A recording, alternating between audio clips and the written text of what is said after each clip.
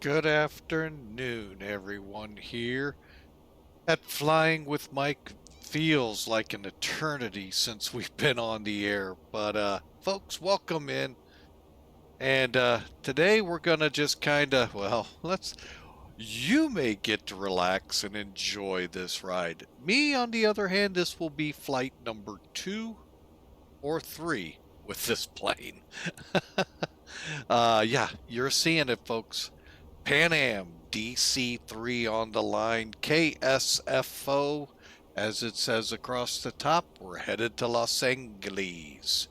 So I really hope you enjoy this flight, folks.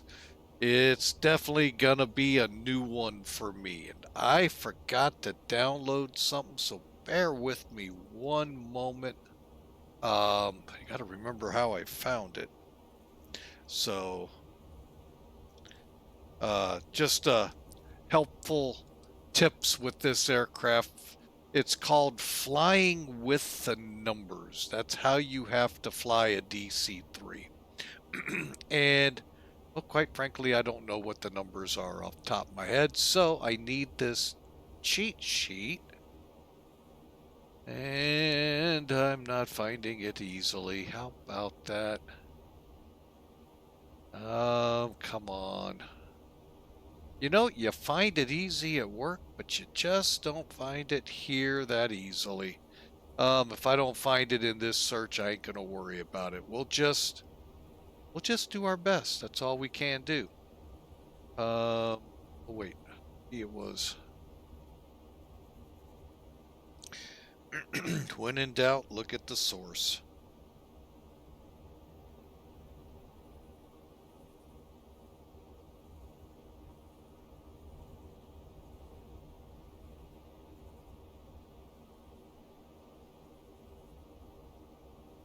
Okay, hang on. That's weird. As I'm on.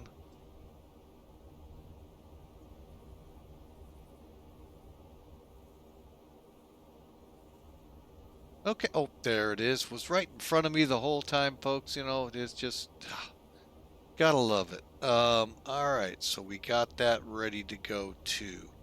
All right, so sorry for that, folks. That was just total, uh, well, total screw up on my part. So, folks, the DC-3. Some of you actually know this plane inside and out, and some of you probably are going, "What the heck is that?" Well, folks, this, and correct me, folks, I know the Ford Tri-Motors were really probably the first actual airliners, but this one propelled us, sorry for the pun with what's on the front, into the airline age. Um, when Douglas released this, folks, the airlines really went TW, not TWA at the time. It is the same airline we in St. Louis know and loved, but it started as Transcontinental and Western Airline. And back then, they had the DC-3s. Actually, I think they went up to the transition during the jet age. But folks, this is a big workhouse. Airlines, cargo, um, military, just a massive workhorse in the aviation world. A true gem. Hard aircraft sometimes to some. We're going to probably get the feel that brunt. Um, but overall, it's a really cool plane. I've flown it, like I said, a couple of times, primarily around the pattern, and one I tried to do a VOR to VOR run. It was tough, but we made it to our destination. So we're going to see if we can do that again. All right, so folks, let's, you know what? Let's just from here get Sim Toolkit up as we transition up to the cockpit. You gotta love it, Virgin America sitting out in front of an airplane this old.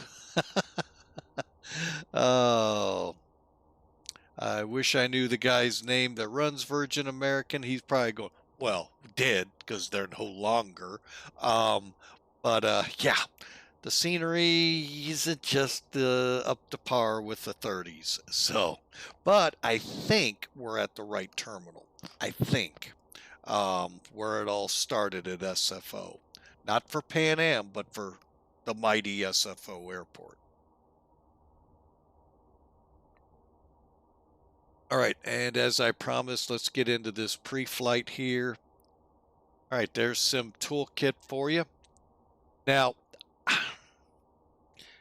I really did want to try to fly this online, but I think for this flight, we're going to stay offline, primarily because ATC out here can get very, I don't want to use the word annoying, even though I just did.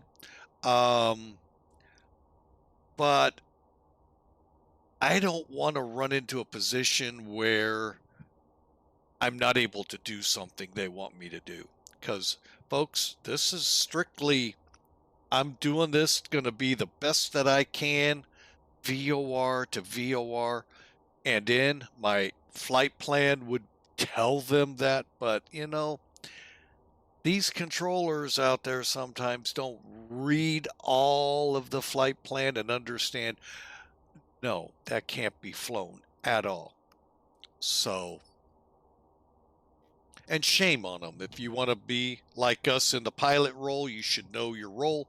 If you're going to work out in the ATC world, you better know your ATC stuff. So, enough of that garbage. Let's get into the flight.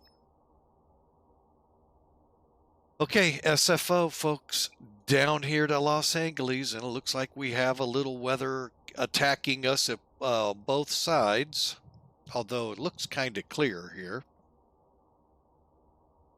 First off, let's look at the loadout. 20 brave souls want to fly with me in the Goonie Birds, so well, let's see what we can treat them to. Zero fuel weight will be 22,000 pounds. We're going to put 19,000. I'm going to probably put 2,000, maybe a little more fuel to compensate for possible go-arounds. Although the nice thing is, in the day and age that we'll be landing in at LAX, hey, they're 10 to 12,000 foot long runways. I shouldn't have to. Cruise profile 600 bhp. I hate that because I don't know how to set that in the plane. And 9,000 feet. So, folks, we're going to be getting a treat, flying low and hopefully in the clear. So, all right, weather-wise.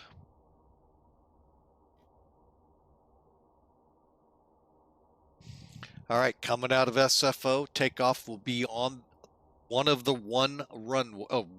ones runways. We're scheduled for one left.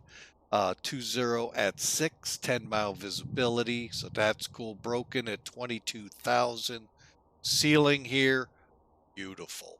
And it looks like the temperature here is as well at 19 degrees. So 2981, we'll get into that altimeter and we'll see what we can do.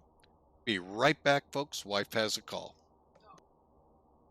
Sorry about that. False alarm. Over in Los Angeles. Ooh. Ouch.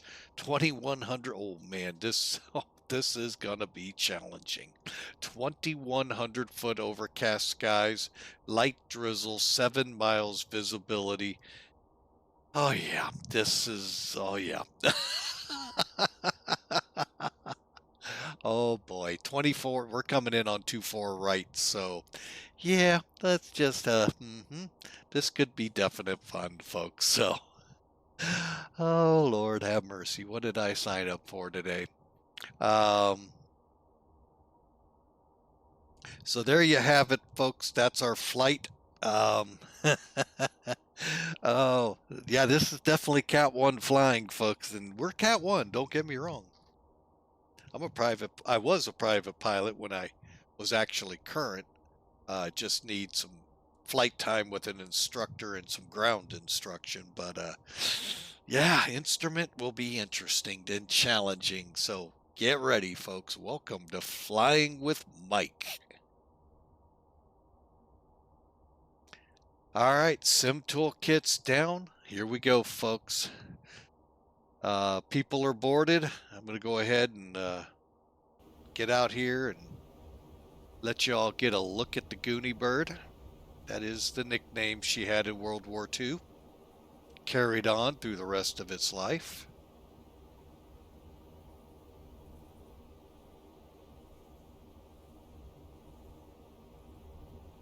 All right, let's close it up. Here we go, folks. Now, the nice thing here is I do have some checklists, if I can remember. It's been a long time since I've worked with these.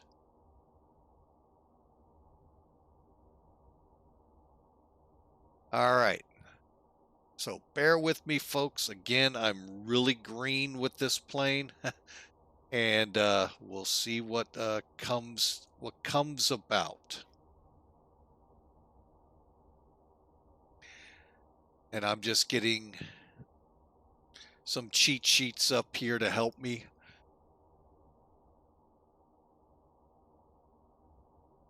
Like checklist besides the one up there. Okay, here we go.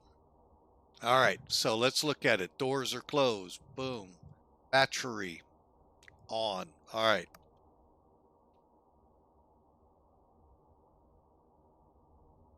So the only thing I don't like about this program, folks, this gets in the way more than it helps. Battery is on. Why didn't it check? Ground power, we're not running. Generators on. Nav lights, that's on the other side. Beacons. Cabin signs.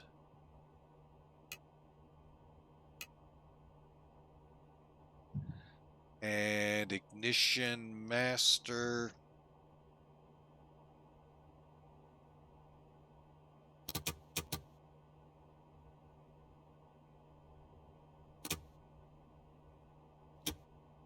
Okay.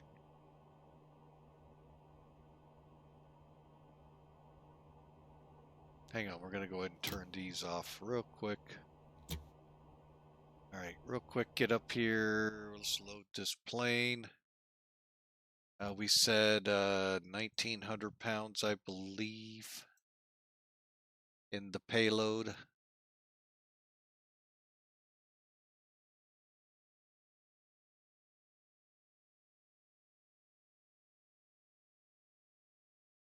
Total fuel.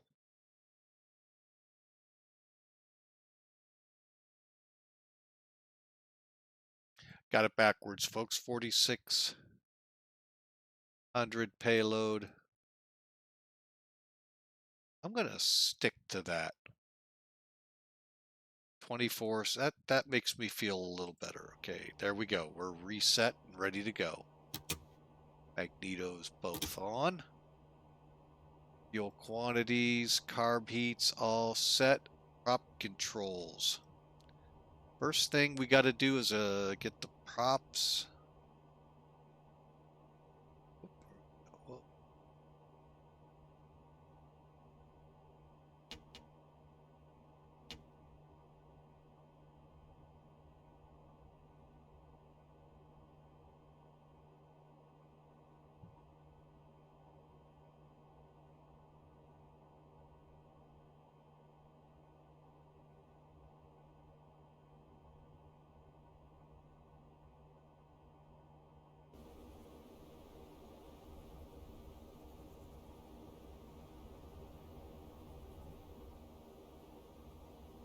Okay, they're free. What is fine?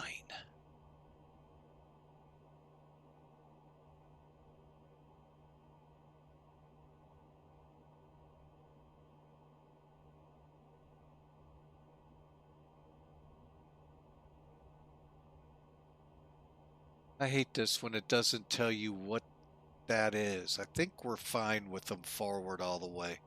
Flight controls checked. We're ready for the next. All right, fuel pumps. First thing we got to do.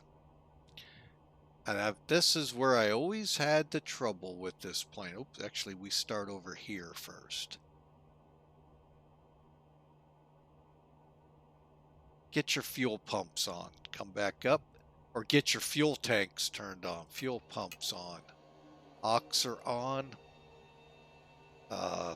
Down here, we'll pull the throttle up.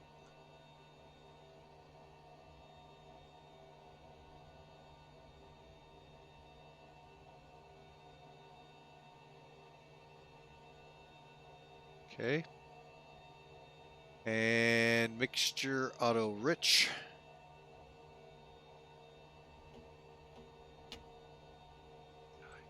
Does that. Okay. Oh, come on.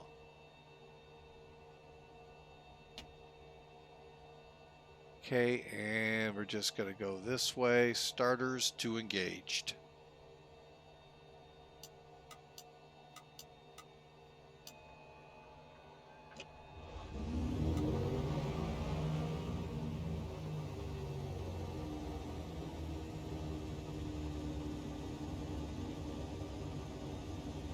All right, RPMs look good. Oil pressure is up in the green, and doing good so far, folks.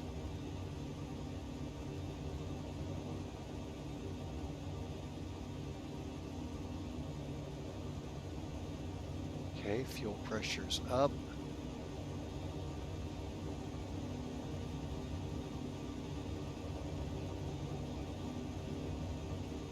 Just repeat the process, folks.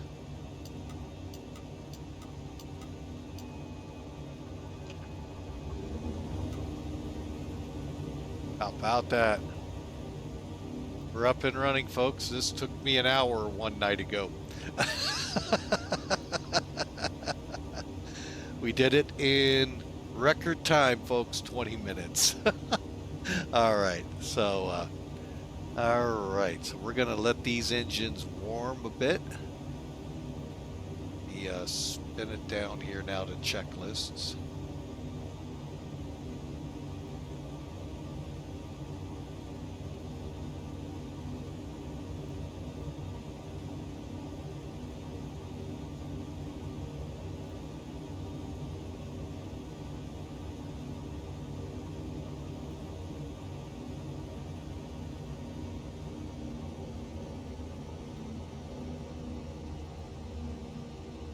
Okay, warm up. Cow flaps open. Wait.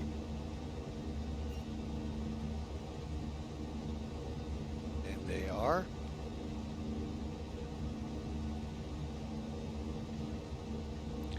Fuel boosts.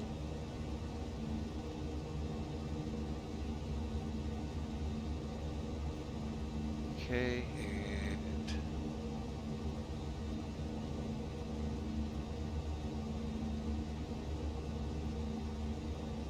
I'm just getting a little bit of a lay. So we need cylinder heads up to, and I'm just using the checklist, folks, by the way, if you're asking, that comes with the plane. Okay, so we low pitch just 40, we're above 40, so we're good there. Oil temps are up, and we're gonna do a quick, well, we won't run up here. All right, folks, there we go.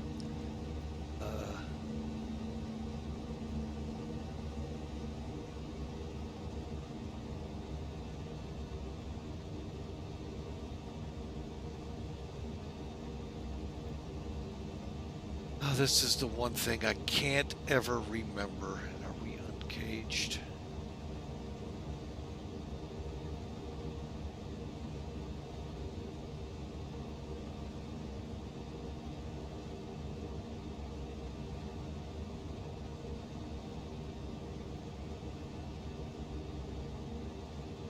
Oh boy.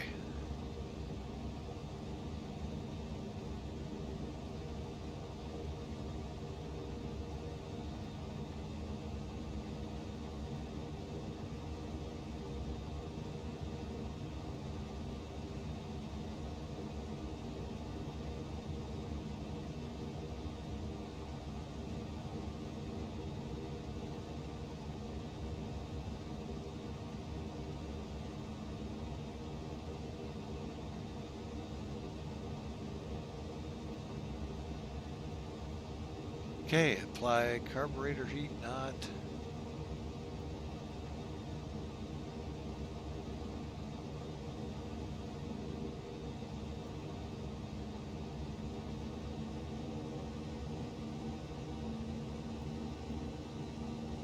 Okay, and the engines appear ready to go. So are we. Let's go.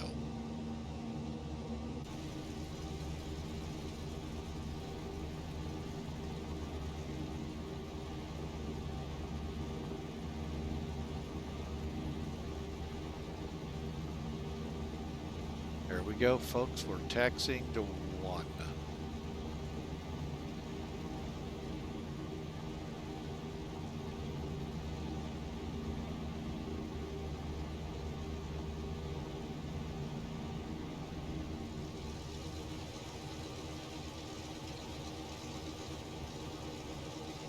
So I hope you all had a good weekend as we take the little bit of a taxi here.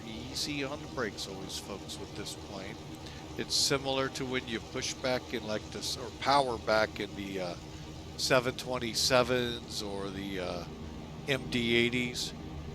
You have a possibility of the tail striking in those aircraft. Well, in this one, you have the possibility of bouncing the tail.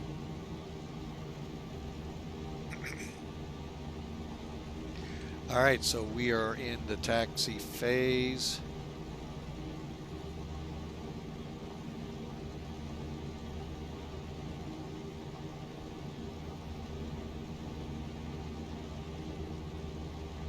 Okay, auto rich prior to takeoff. That's where we're going to be.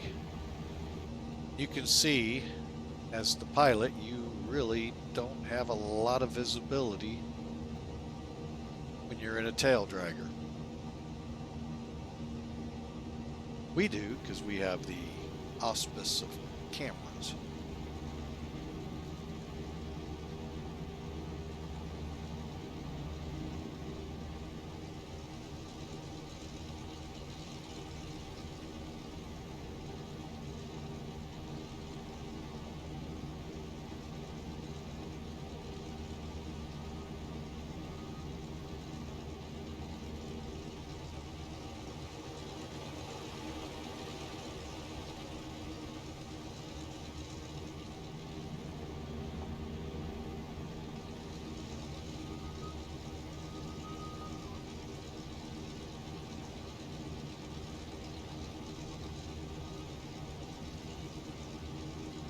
So welcome aboard, folks. We're going to do a quick run up here as soon as I spin around a little bit.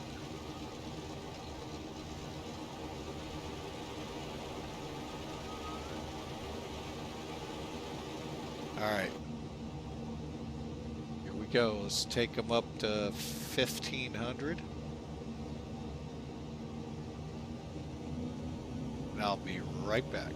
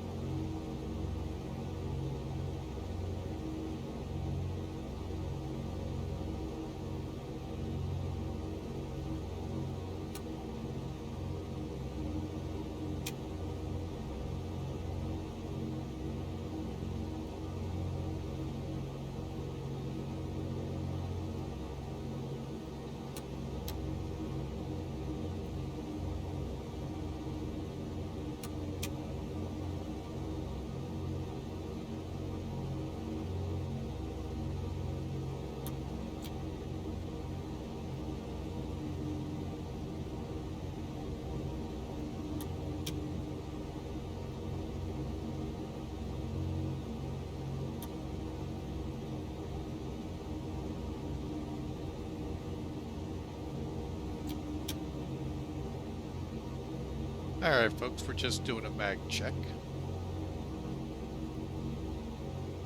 And props.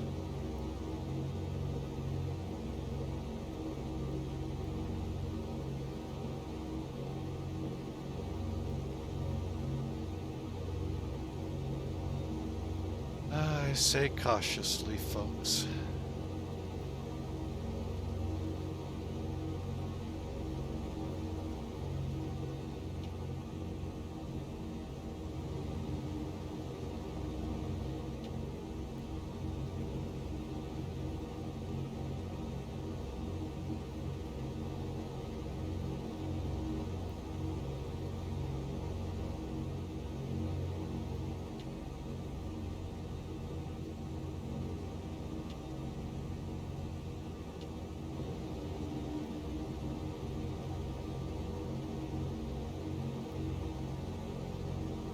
All right, hang on, folks. I'm kind of getting a little flustered at this. Let me check something here.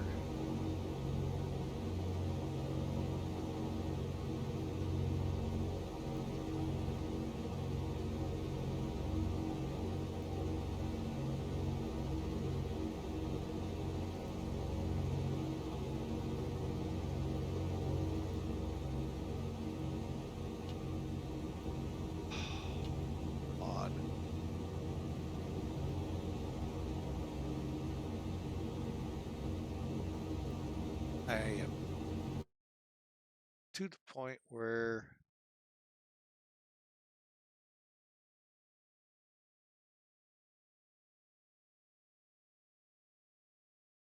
really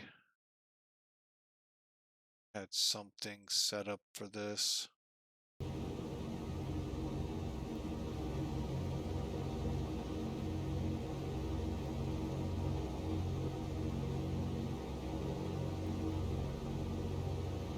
Just will not.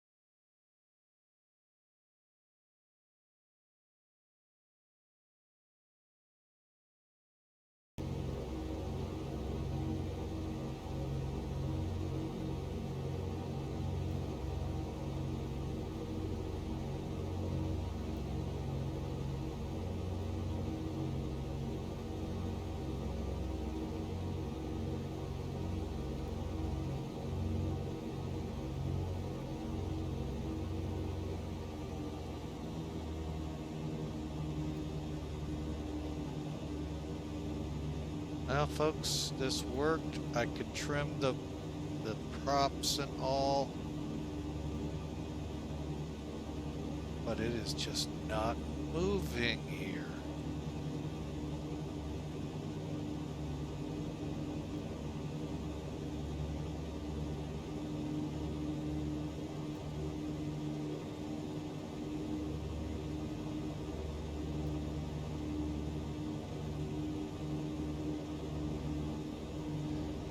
Okay, I'm gonna have to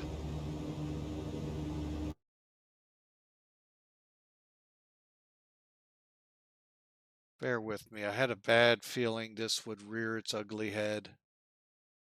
F5, F6, okay. No, props, 3 and 4, okay.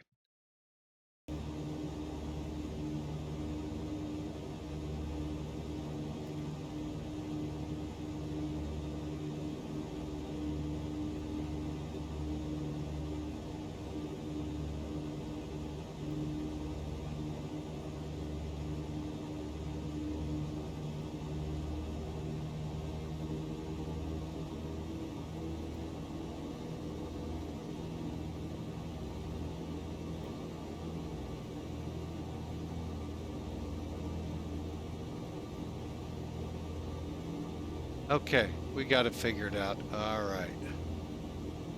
Oh my goodness.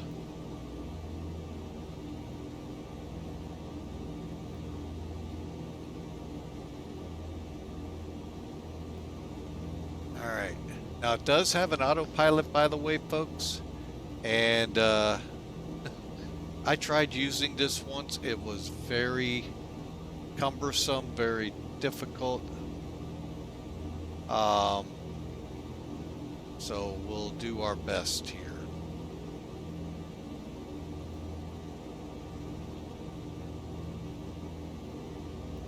Okay, I think we're warmed up enough. All right, so by the numbers here, folks, what does that mean? It's what I was saying last night. Use this airplane, you fly it by numbers. Flaps 0, unless short field takeoff. We have a 9,000 foot runway. Don't think that classifies. Props full high.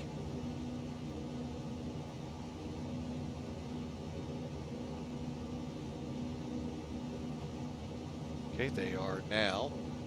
Mixture is auto rich. And we'll rotate at 84 knots. Full power, 1 minute max until then reduce the climb. All right, there you have it. 3 degrees on the trim.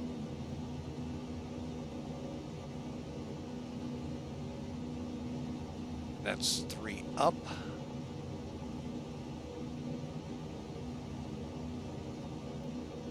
We're ready to go. Last thing, let's get some anti-collision. It's my beacon because it was on, but it's off.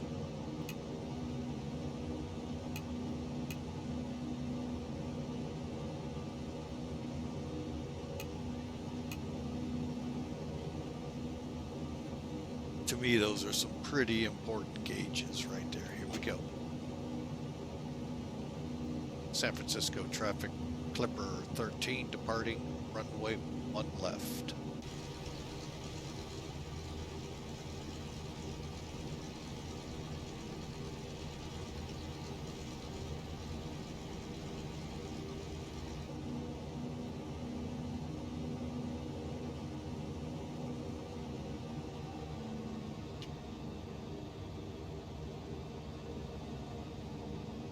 And now you're seeing why I sometimes elect not to come online, just because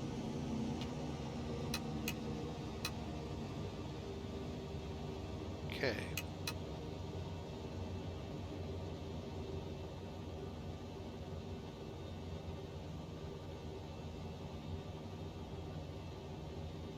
Here we go, folks.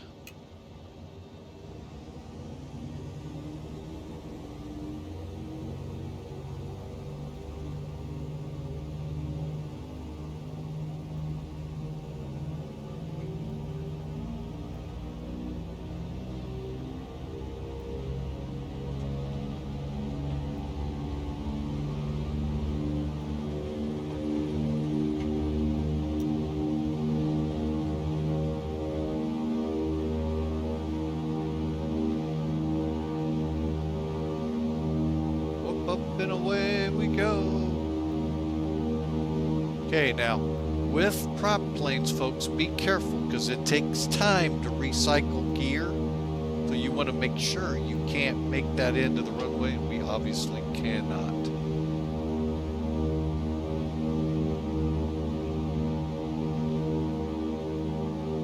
And it's usually just a gentle takeoff, folks. It's really not a, you know, back-breaking 1,000 foot per minute climb.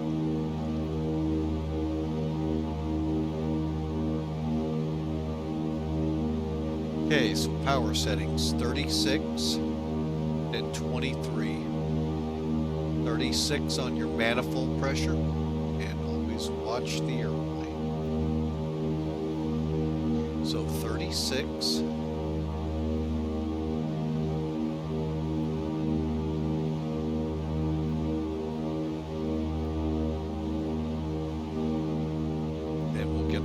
Set. Go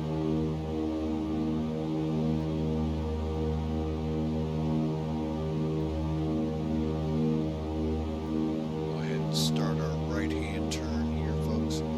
Let's get the glory of her in the air.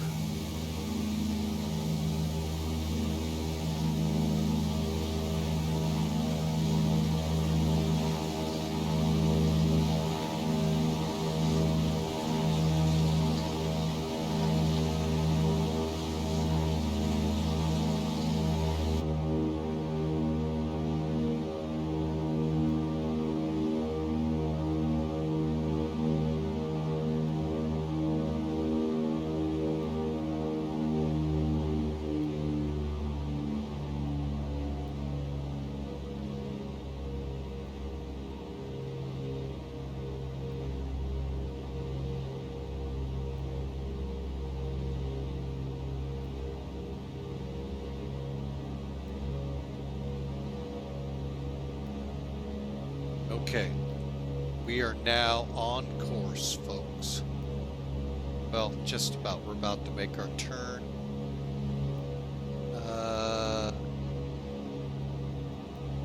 Here we go.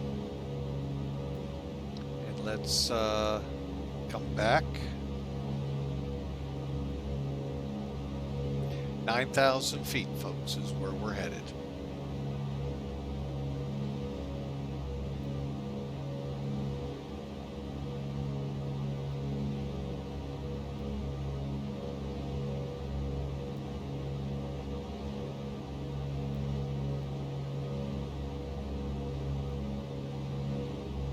Okay. I think we're slow. I feel slow.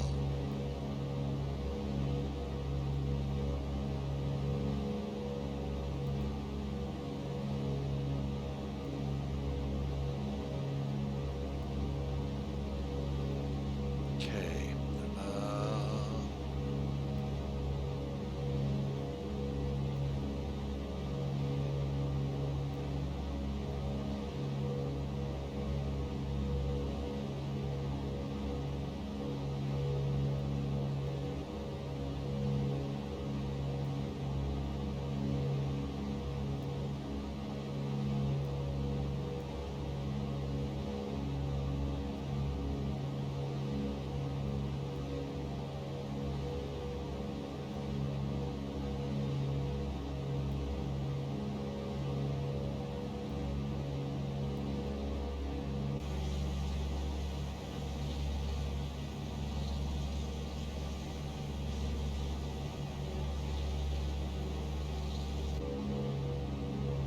Okay, and now I'm trying to get this pulled here real quick, folks. Sorry for this. Sky Vector wasn't set up yet. No, we're going to do it another way.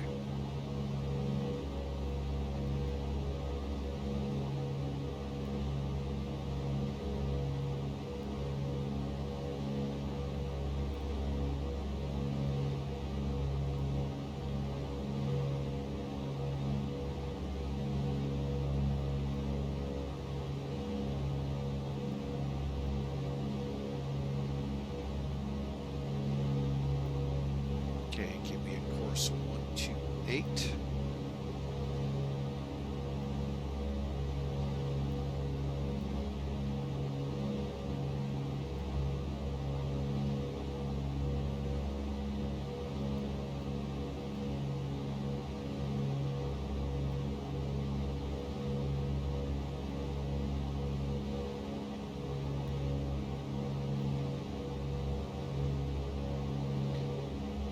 Oh, I'm really enjoying this. Is kind of fun, folks.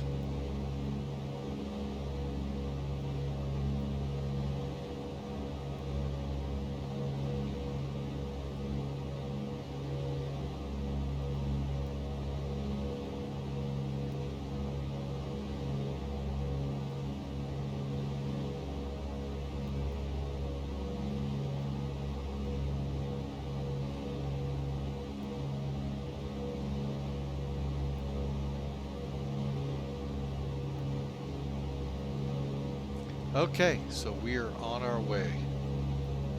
Bear with me here. Oh, Lord have mercy. Well, we give a freebie today. Dadgummit, I forgot to...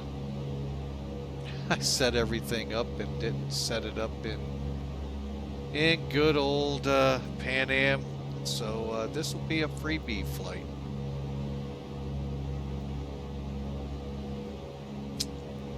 All right, good tests today, folks. All right, so we're going to intercept. Let's see if we can do this right.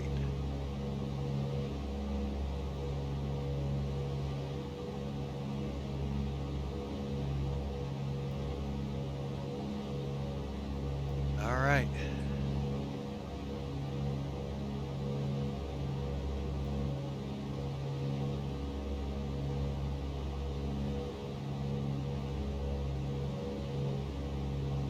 Okay.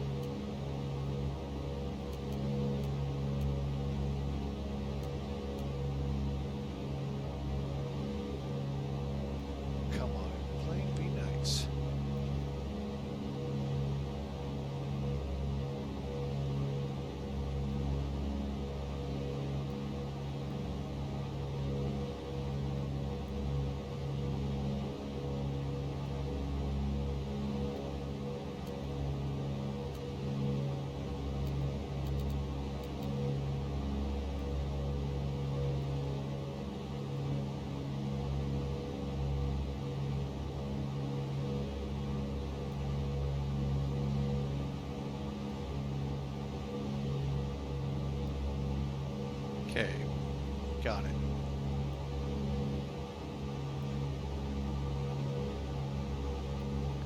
And here come the clouds, so...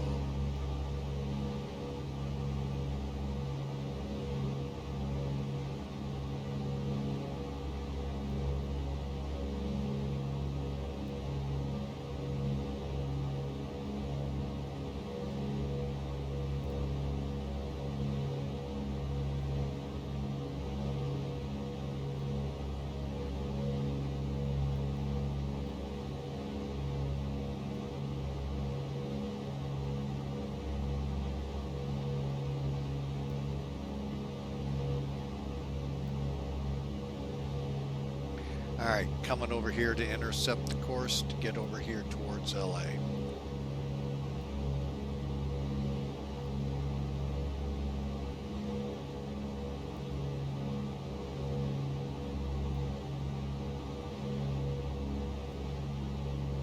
Okay. And speed looks real good now.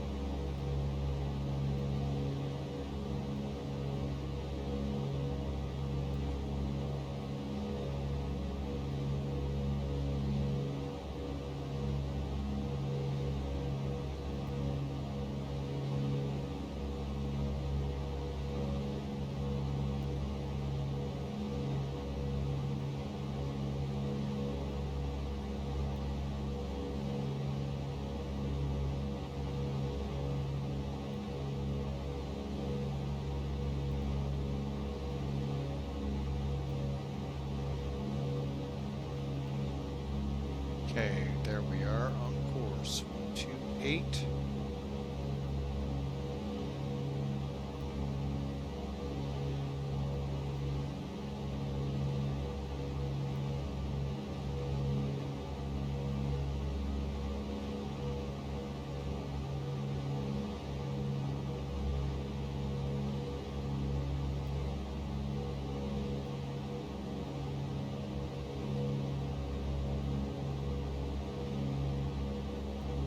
Alright folks, so I hope you enjoy. We got a nice DC-3 run going here.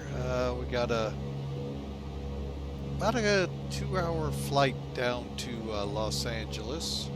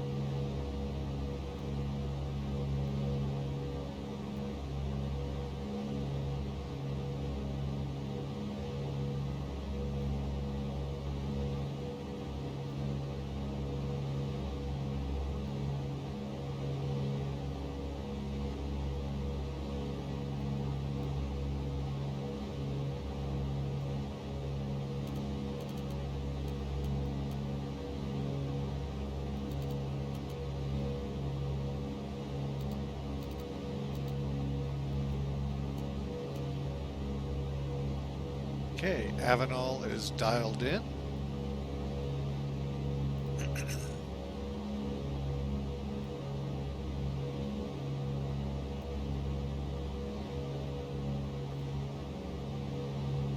And we got about 700 feet to go.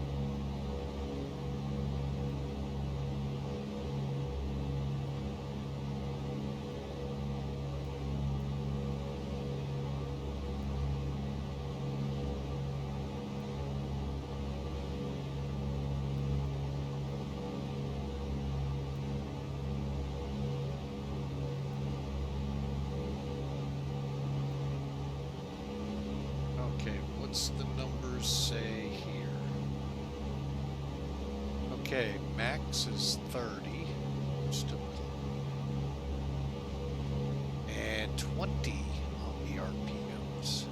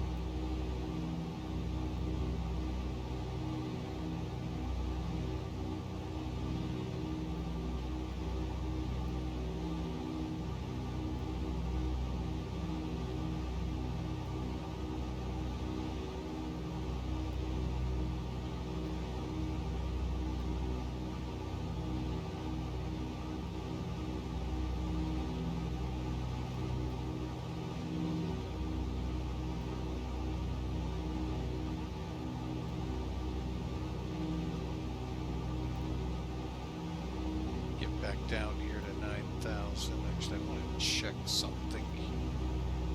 Roughly. Okay.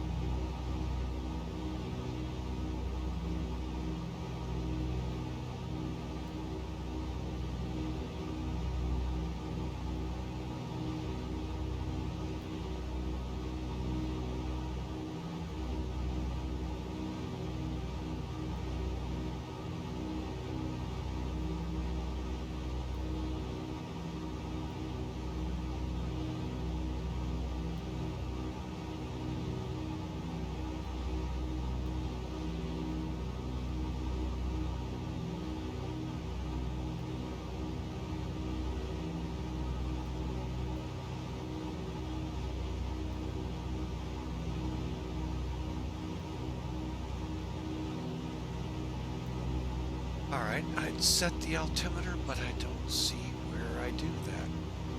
No.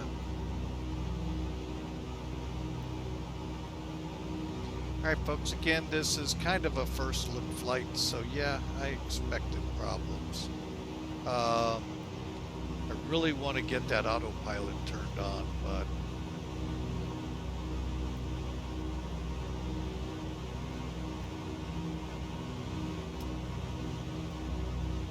okay, we're 29. Oh, not up, not up.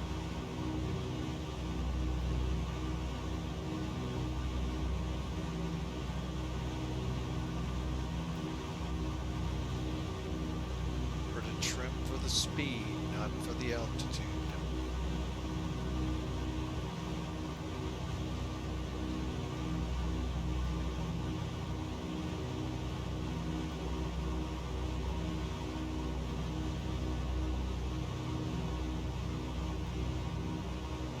Okay, and wages is 48 miles.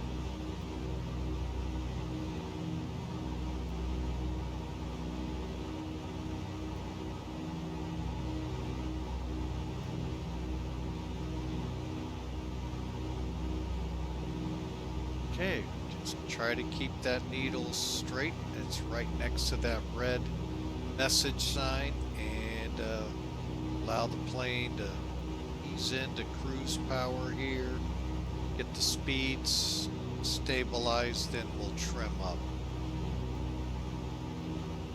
But hope y'all are enjoying the flight.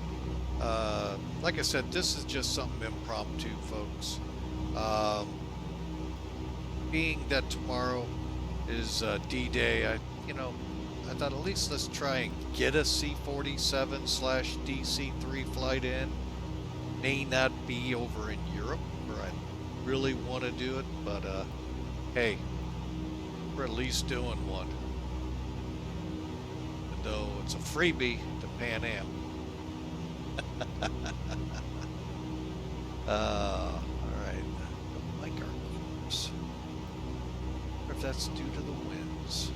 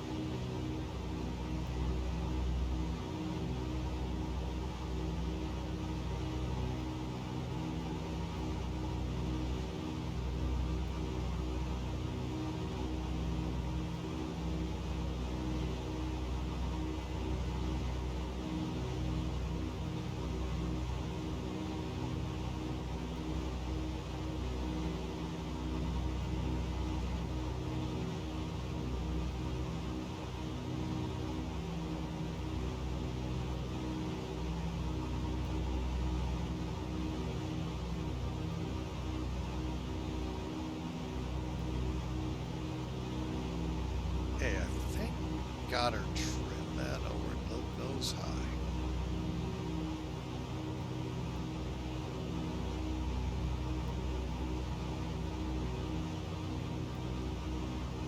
Trim for about 140.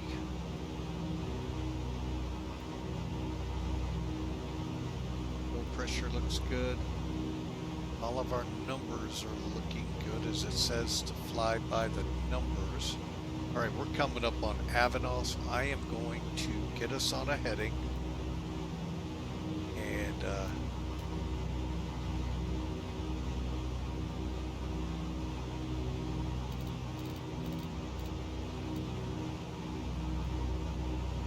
all right, this will be a heading of 120. Looks like we're on it.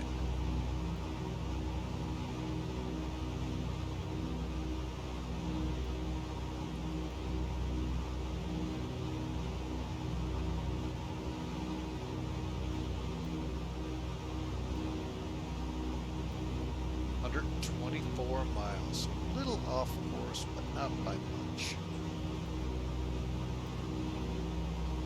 Of course, now being able to see the visuals to know we're gone.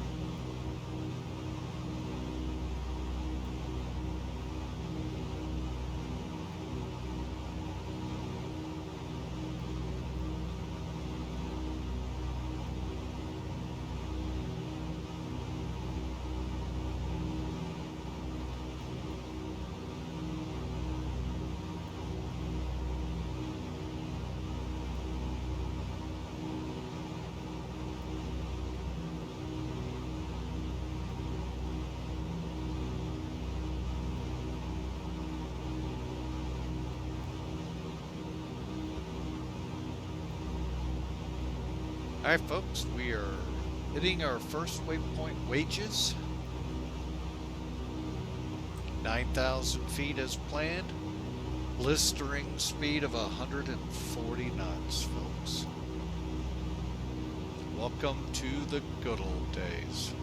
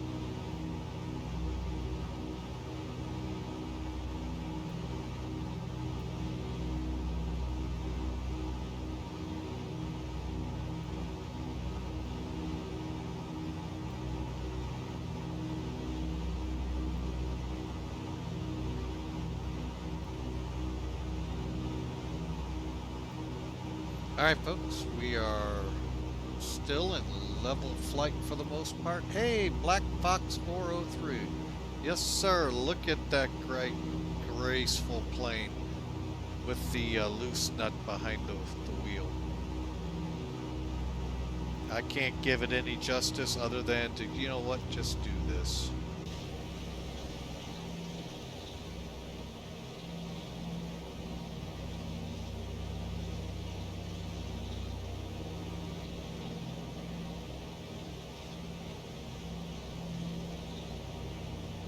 Welcome aboard, Black Box. Appreciate you coming in. Hope you enjoy the fun-filled, and it will be when we get over there. Right now, it's marginal weather in the Los Angeles area. And I'm not fully up to speed on instruments, so yeah, with this plane at least.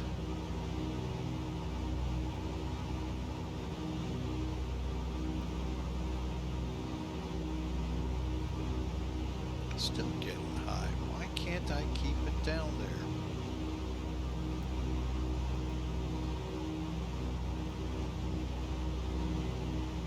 One thing I know I need to do.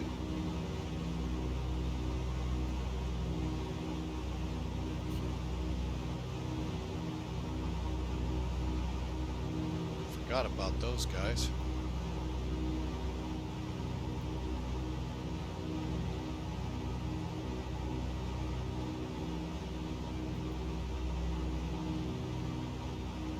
Favorite aircraft to fly? Good deal.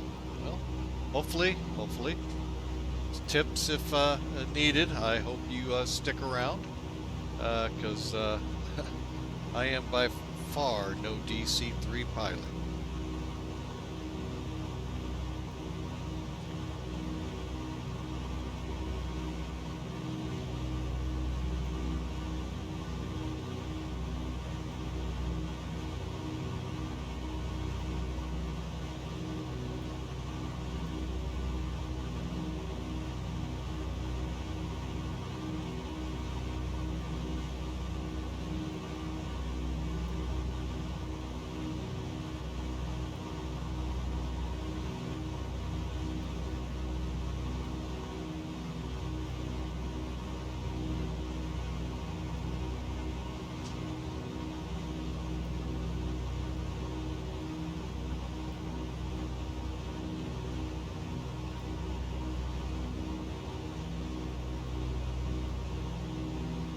Alright, so, but yeah, we're just out for a nice graceful run today, folks, and what better plane than the DC-3?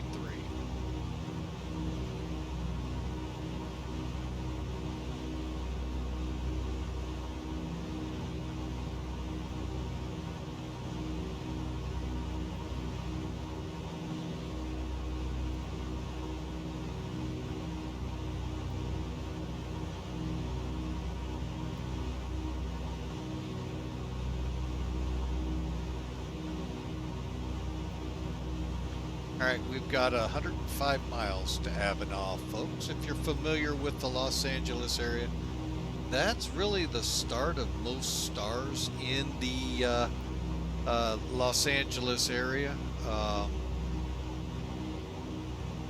So we'll see how we can bring this girl in. And it supposedly was marginal. We'll see. It's going to take about an hour to get there, folks. So all I got to do is keep the needle centered.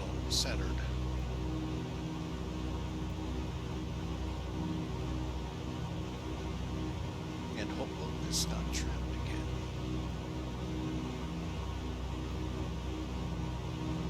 Don't know if this is that vein where it wobbles to get into the right course and we just make sure we keep it on altitude, or what?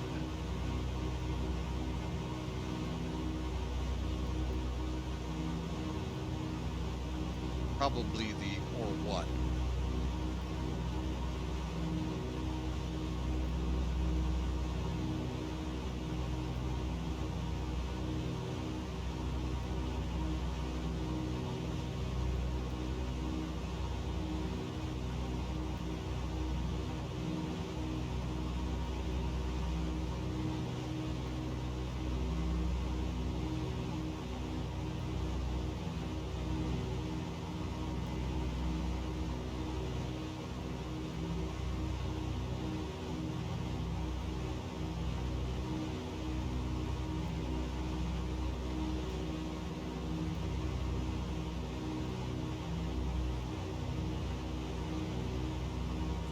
Now, I will tell this story, and I've told it a couple times here on stream.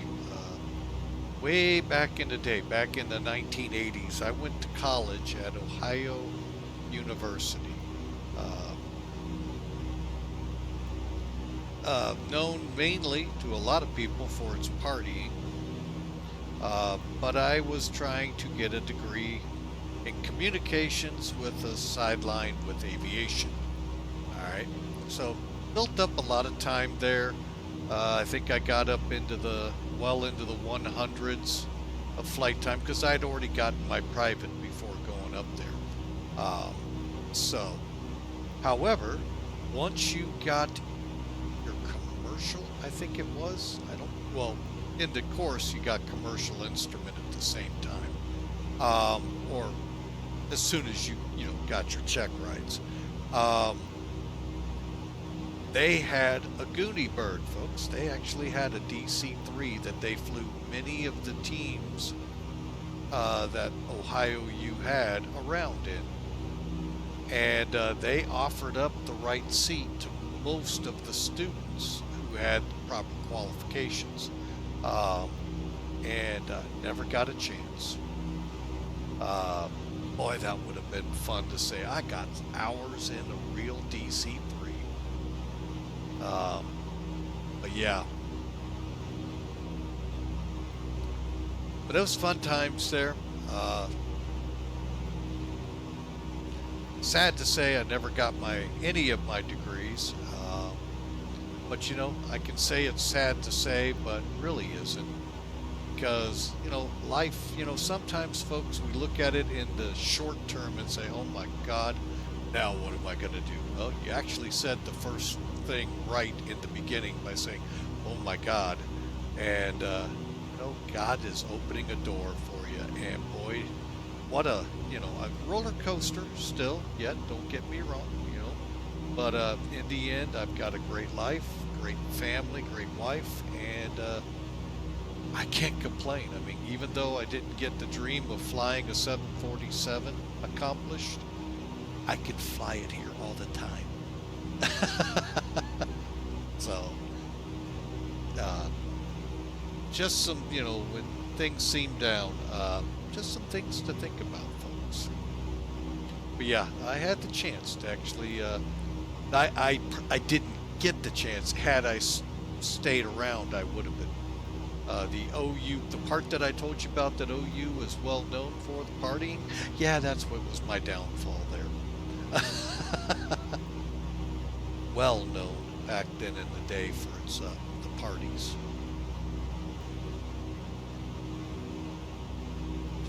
Sorry folks, not Oklahoma U, Ohio University. Again, make sure you get it right, Ohio.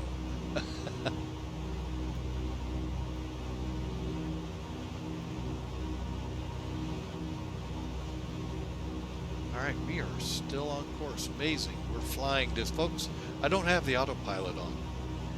All the corrections you see are me to the, putting it in to make it go where it needs to go. So Avenal now sits about just shy of 90 miles ahead of us, and we're right on course, folks. Here's a first that never happened when I flew a real plane. I always ended up somehow off course. I think the wind planning and plotting just kind of screwed with me too much, and I always ended up, that's not what the chart shows.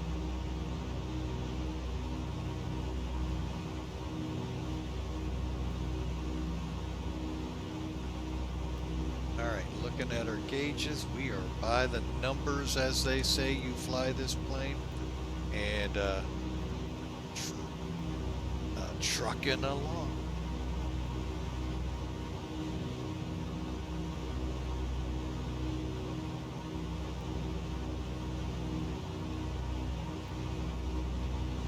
So I know a bunch of streamers. One chimed in here on the first chat, Black Box 403. This is one of their favorite. I know I see a lot of streamers with this aircraft, so Black Box 403 is in good company.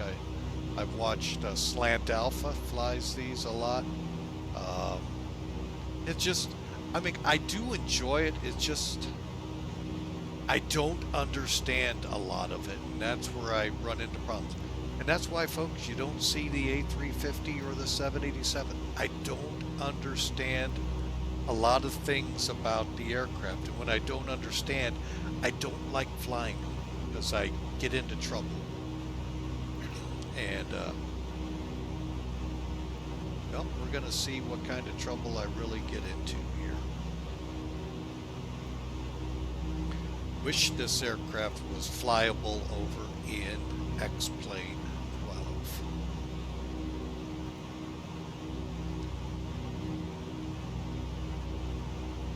But as the title says below, folks, we're in the Aerowox. The man behind Pan Am Virtual, he put it, it was supposed to go payware, something in licensing prevented it, and we got it in XP11 as freeware. Don't understand all of that, but hey, great airplane. Great airplane indeed. But folks, if you're in for a fast run, like a lot of people, oh, we'll just do a San Francisco to LA, we'll be there in a heartbeat. Do it in this plane, you won't be there in a heartbeat.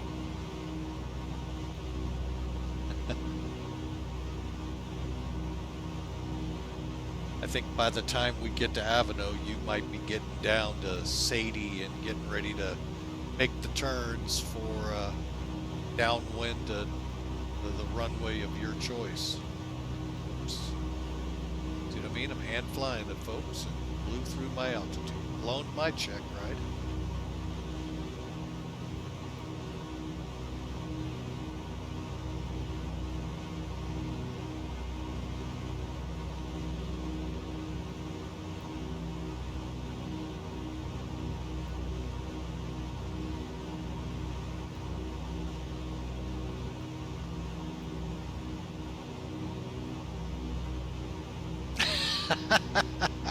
Awesome. I mean, it's a fun plane, don't get me wrong. Like I said, I flew this once down in Alabama from Gulf Shores. I don't know where I went in Alabama. And I was using the autopilot then, folks. And oh, was I having such a hard time. So, all right, hang on. I know part of trimming an aircraft, I know you trim for speed, but also the fuel burn, all of that comes in to help making it tough to keep trim. We climbed. Let it do the honors of getting back into sync. Let's see if it will.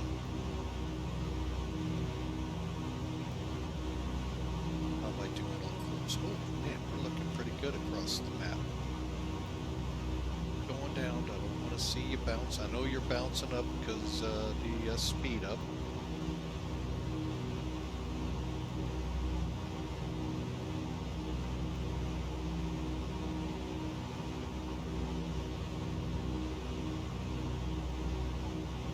Okay.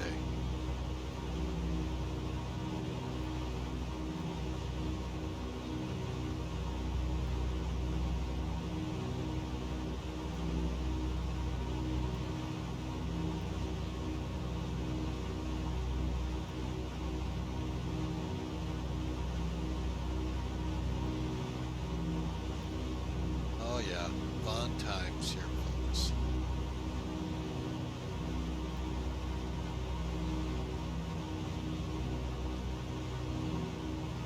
Oh my gosh, 3 years up north.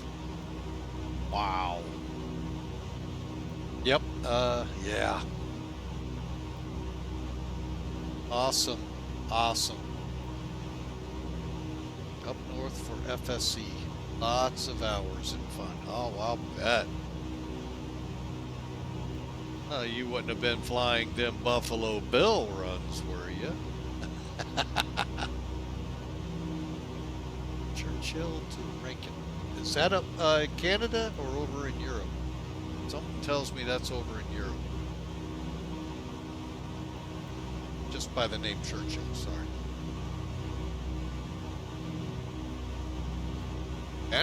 Manitoba, north of us, okay. Hudson Bay, ah, nice. So,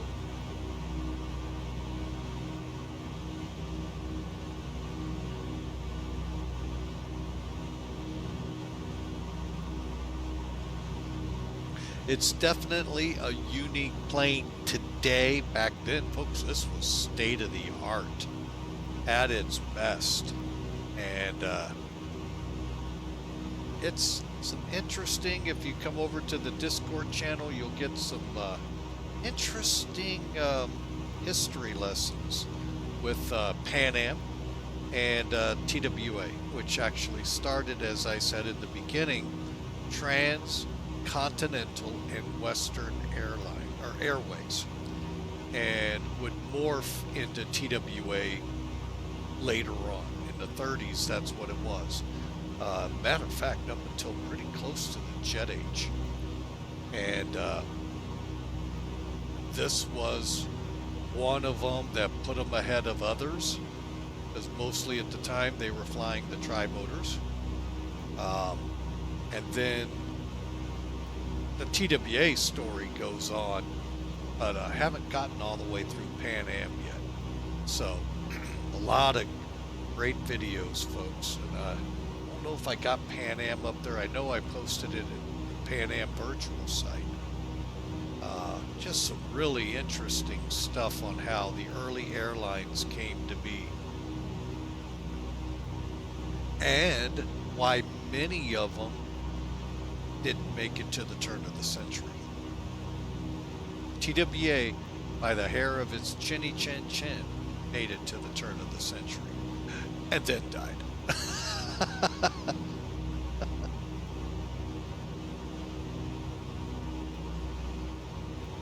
Alright. Let's see if I can't get this thing to... I know I gotta do something with fuel here soon.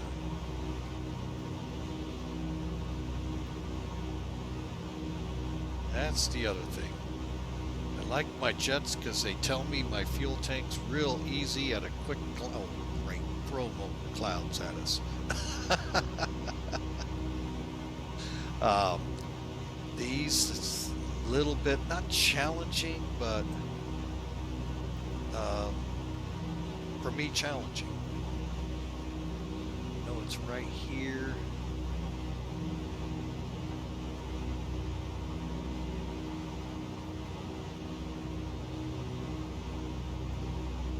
So, yeah, I'll get that Pan Am video up here at Flying with Mike here shortly, probably after the flight. But folks, if you're interested, head on over. Here's an invite to our Discord, which is playing nice today, and it is.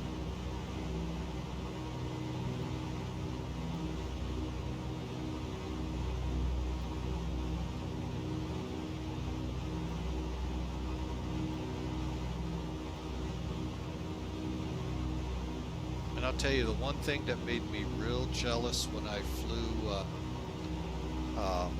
with Ohio U or with Wright-Patterson Air Force Base's Aero Club, I'd watch people trim an airplane up, and they'd trim it up perfect.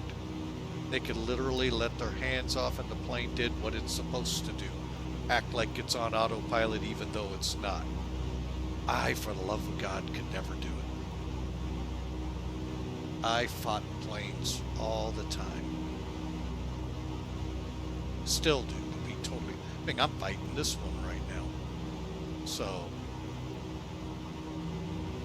granted, I'm not going to rack myself over the coal too much because it is a simulator, and two, this is not a yoke and, you know, like you get in the real planes.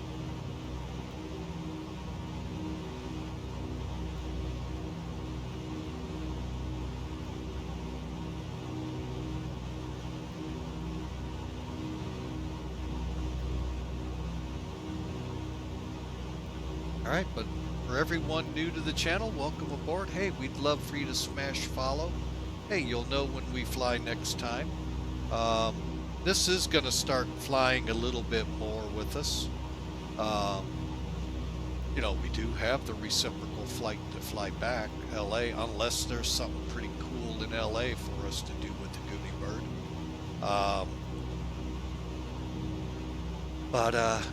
Yeah, hit that follow button, and every time we go live, you'll get an email, and you're more than welcome to always come aboard, be a part of the family here at Flying with Mike, and try to keep it light and upbeat and enjoyable, because you know we all have real jobs with real headaches and stresses.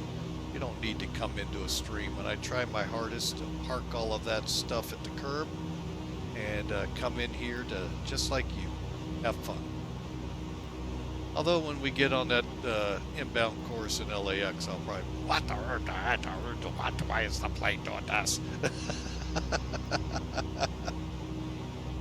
So.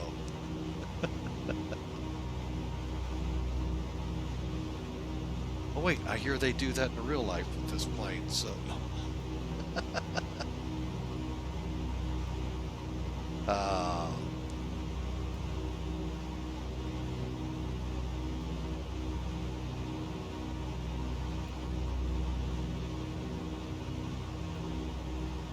Actually, I know a route that I do want to try. I got to make sure I get it right. It's one of the few DC-3 routes I know of next to Buffalo Bill up in Yellowknife, and a couple down here, not airlines down here, but a couple charters that fly.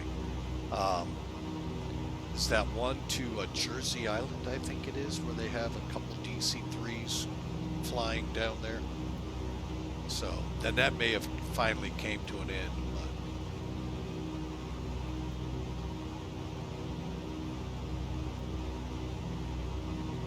But oh, what a plane, folks.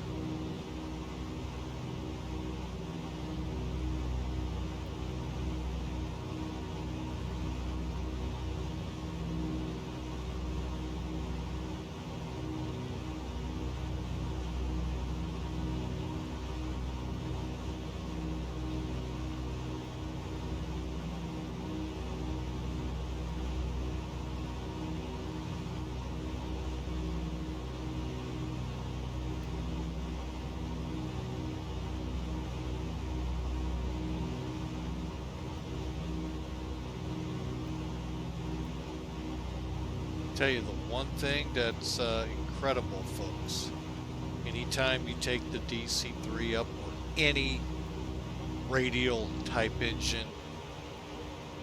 Uh-oh. I think I just might have ran out of fuel.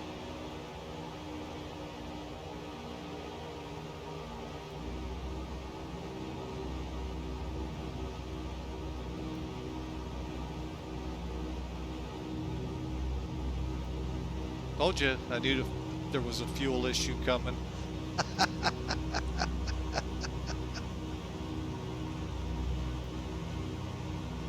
right, let's get back on course here real quick.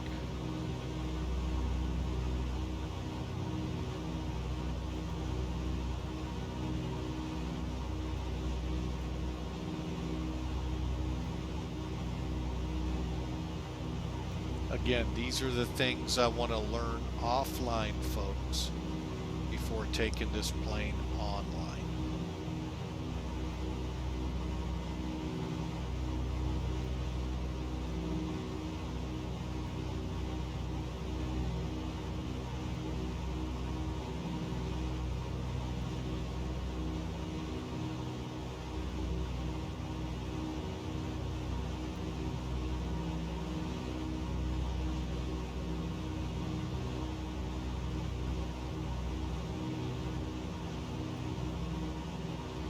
It would also help if I was in auto lean on that.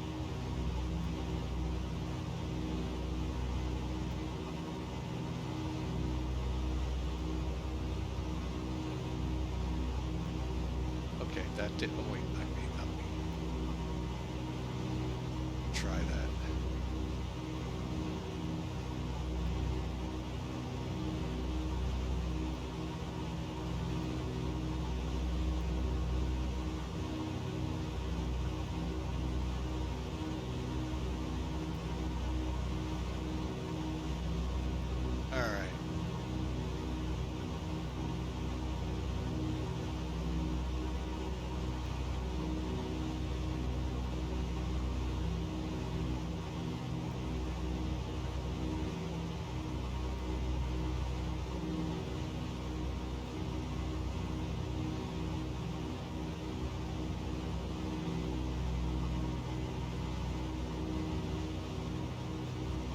folks. This is just a gem to fly. Look for it over there, folks. Aerowox. Oh, what a plane. Folks, if you're also into YouTube, we do have a YouTube channel. Everything we fly, it doesn't matter what happens in the flight. Sometimes it's your only way to see Flying with Mike in its entirety without being broke up here on Twitch. So yeah, check it out, folks. This will be up here pretty soon. I don't know when I'll get it into the rotation, but you can guarantee this flight coming over, and there will be more.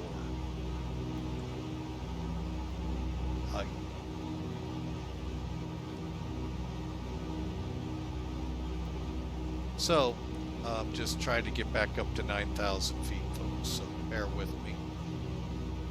And hopefully it's still trimmed out to where it can.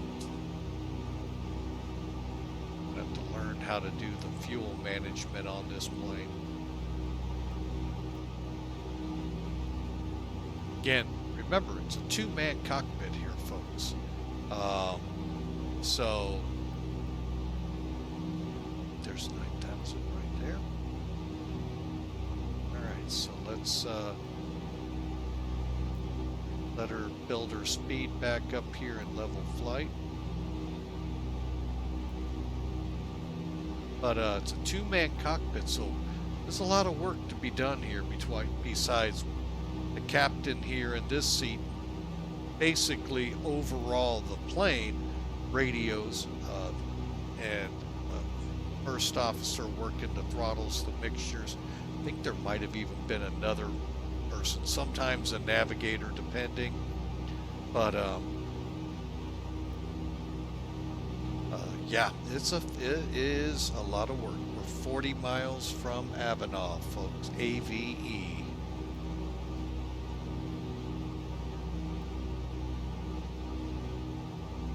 Let's level and bring that speed up.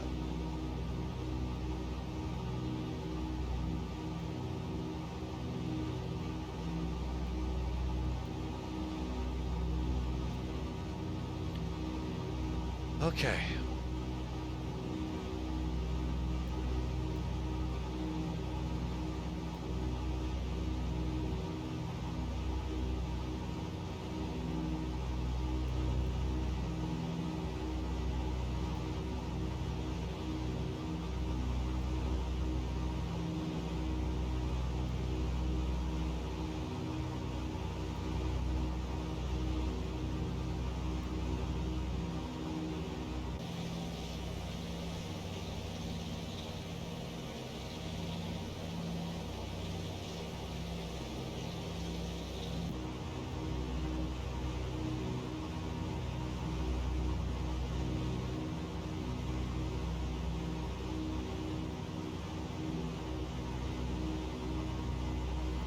Okay, we're back to 9,000. Still on course.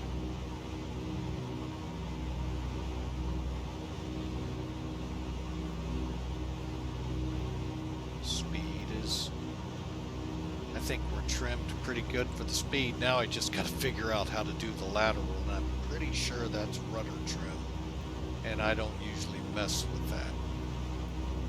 So we work with the rudder, with a HOTAS type flight control system here. Turning the stick is what makes it difficult to keep it in the right angle.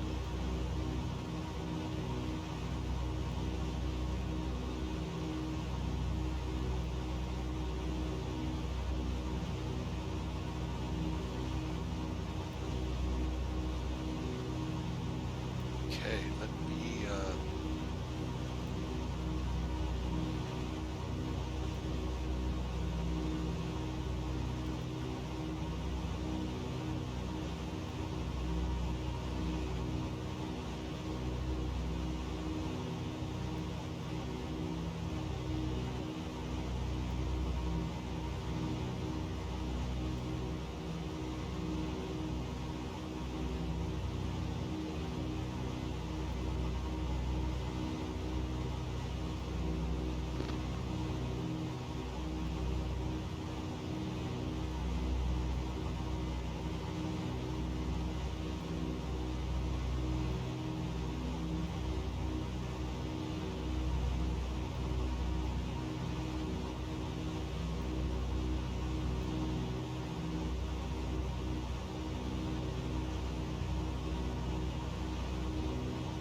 Okay, so we're coming into Avenal. The next one up is Fillmore at 112.5.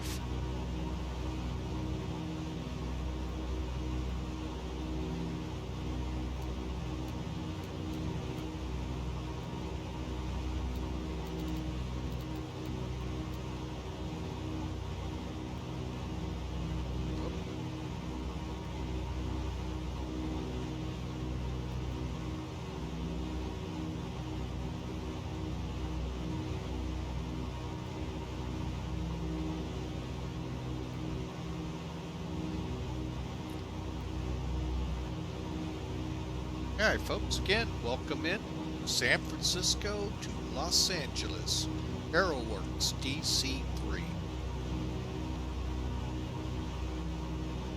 Pretty much flying it by hand, folks. There is an autopilot. It's just so those know where it's hiding, right here. So, and then you got your DME.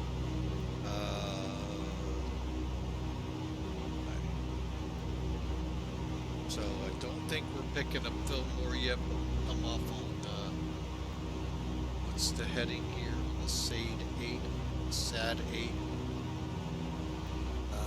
129. Turned a little too much there, folks. We'll let her just ease on back.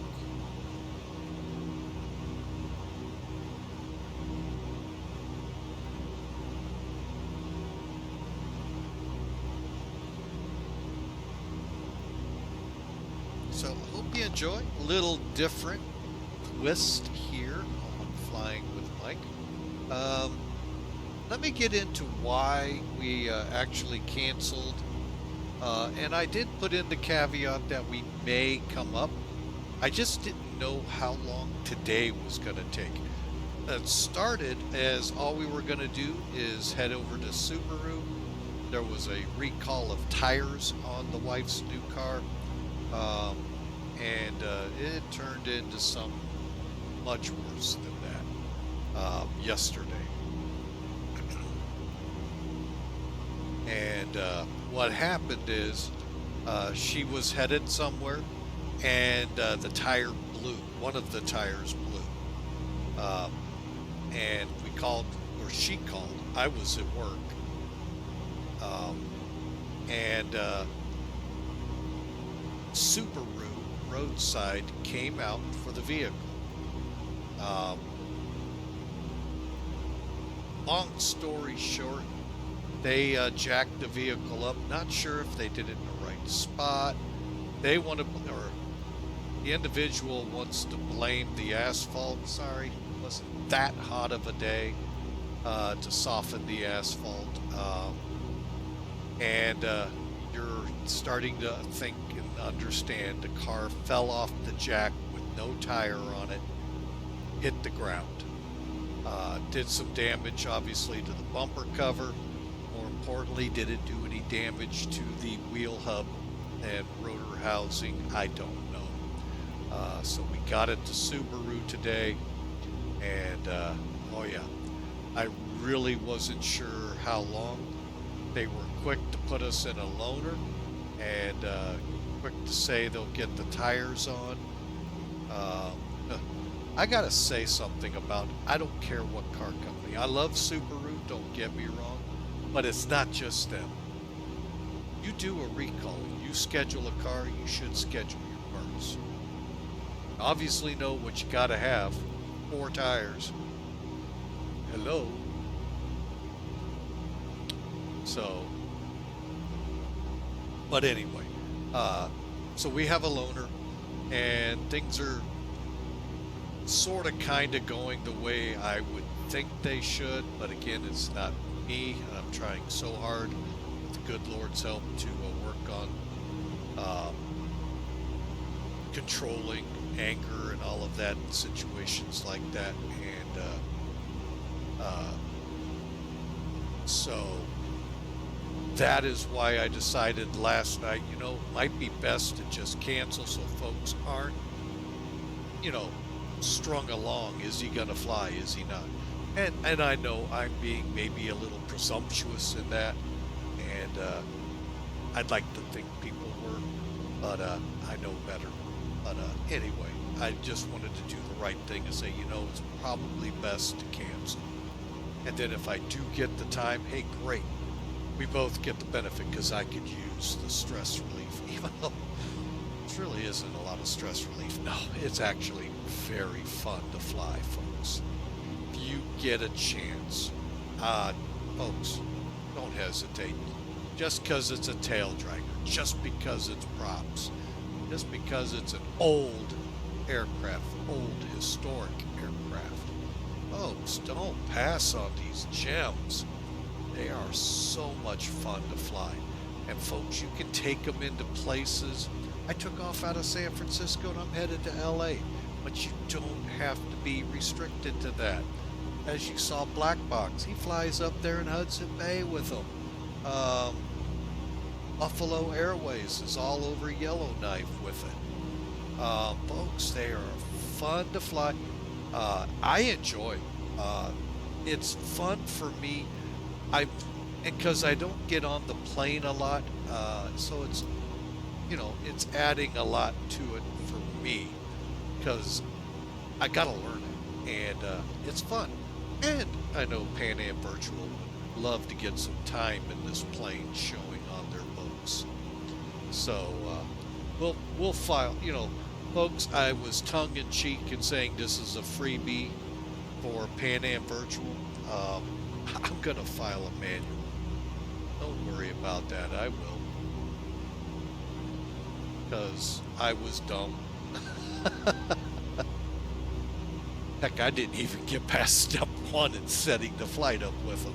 Booked it. Oh, I did get past step 1. I booked it. I just didn't continue on. So I went quick to get a route and totally forgot about coming back and getting the route booked or planned out and ready for the ACARS program. So one more time as we 10 miles out, and then we'll talk about the 10-mile rule that I have. I don't know if it's an actual FAA rule or that a lot of instructors teach. There you have it, folks.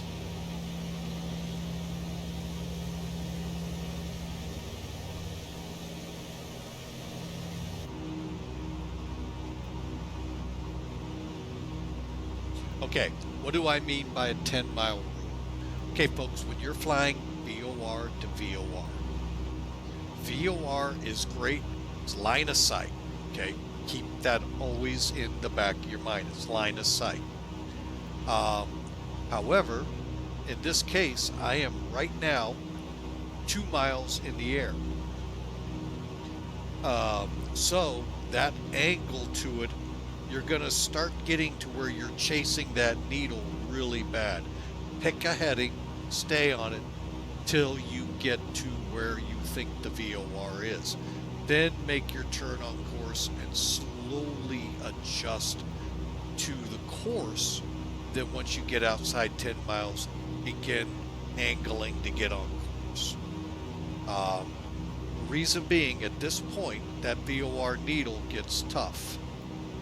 And so if you just keep it at the heading you were or very close, it's going to fly. And then you're going to see the from to right here switch. And that way you're not zigzagging now to try to stay on course because it's very sensitive right now.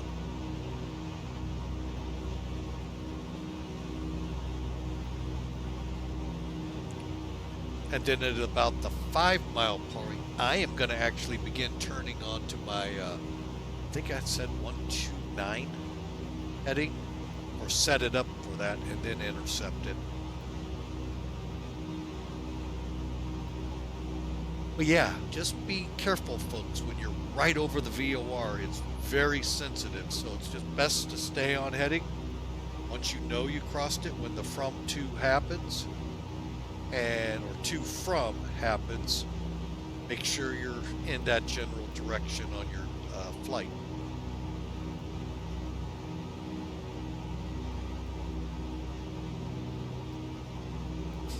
Okay, and we got, oh yeah, we failed the check ride big time, folks. Supposed to stay with, well, IFR I believe is 50. We're lucky to stay within 200.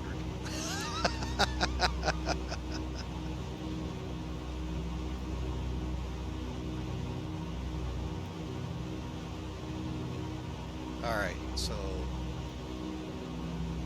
now 4 miles. I'm going to go ahead and set it up.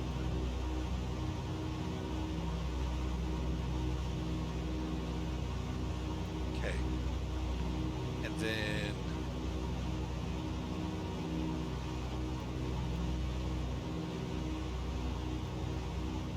I'm going to start angling onto the route.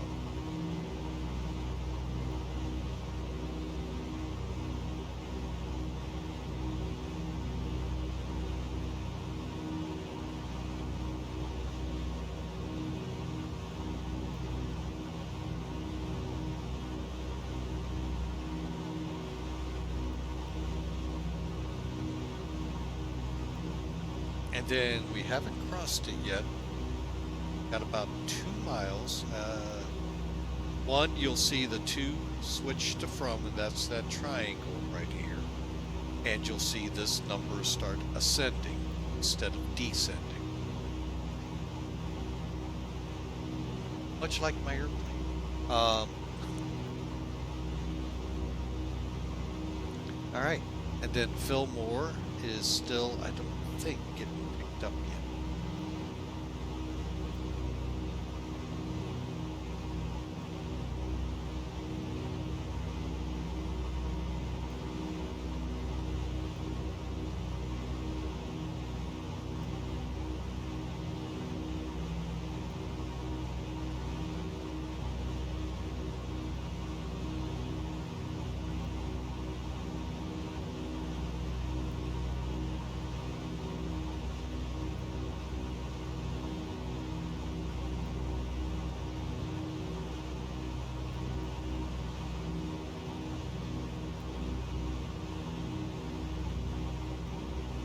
Okay, there it was. From, or 2 just switched to from, and we're ascending down here on the DME. That means we crossed. Well, by the way, I don't know if they would have had DME back then or not.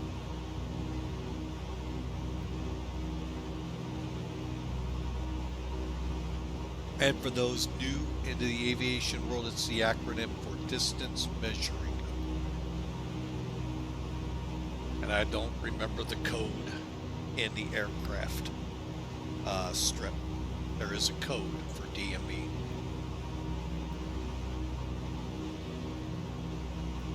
The one thing I have such a hard time with this plane, I'll show you here as soon as I get my wings level again. This, and this never match. I don't know which one I'm just gonna put it on my current heading.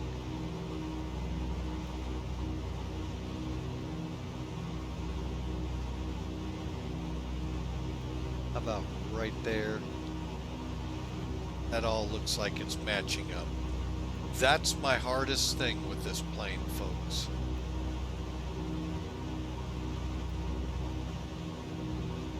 But one of them you use to set your heading for the autopilot, and I have totally forgotten which one it is. All right, so we are now headed to Fillmore, which will then have some altitudes, and we're pretty much at much of the altituding right now.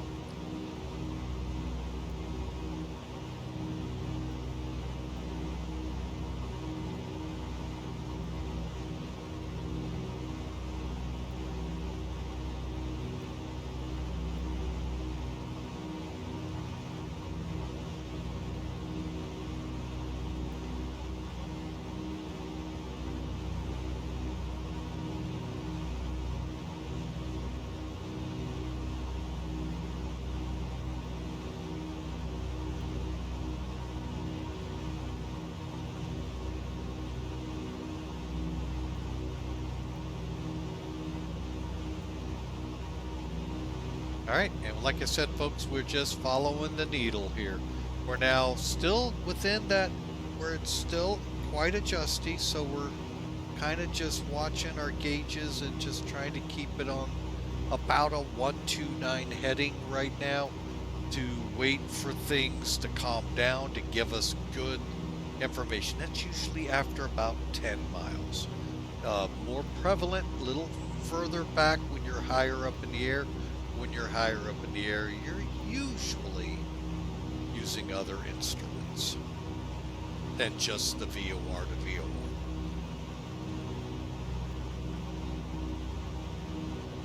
Or the NDB. And folks, forget it. Don't look for NDBs out of this kit. I just thoroughly do not like that gauge at all. Didn't like it when I flew. I know some of you are like, oh my gosh, that's the greatest gauge ever made. No, not to me. Not to this guy.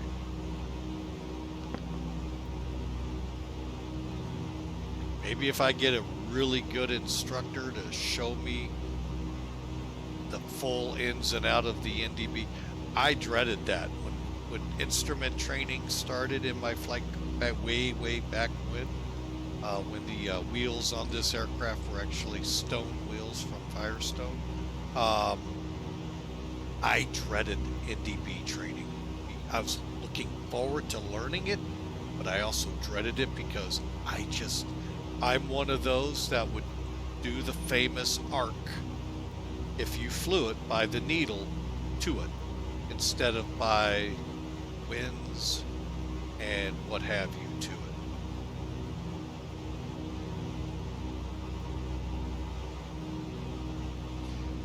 In theory, if you flew it by the needle, continued to be pointed straight. Matt Air, welcome aboard. Yeah.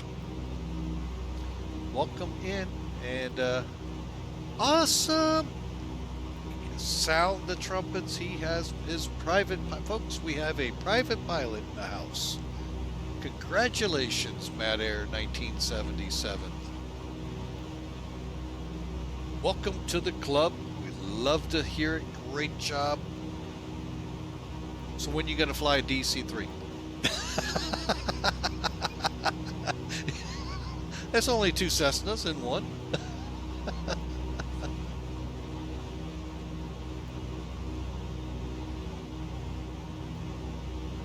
Awesome.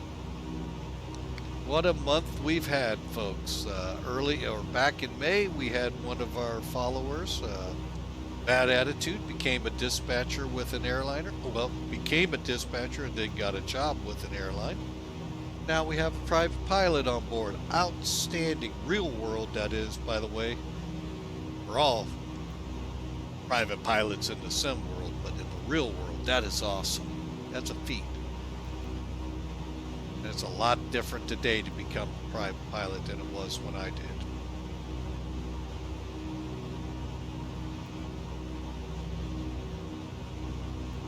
Congratulations. Great job there.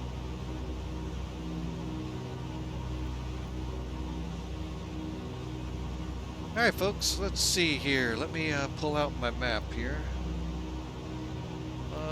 Let's see, where are we? Let's see. Let's look outside the plane. Let me stick my head out. Oh, yeah, that would be easy to tell. Yeah.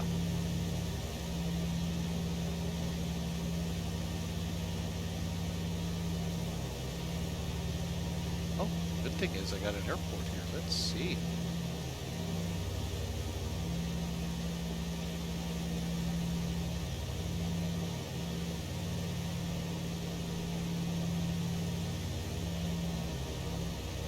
Taft Kern County, I think we just went by. Cool. Actually on course. Folks, there's a first for flying with Mike.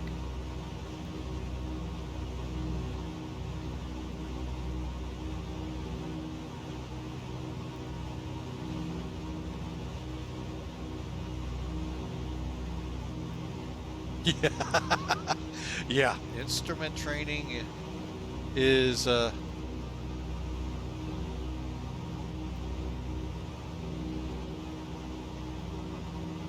definitely not cheap.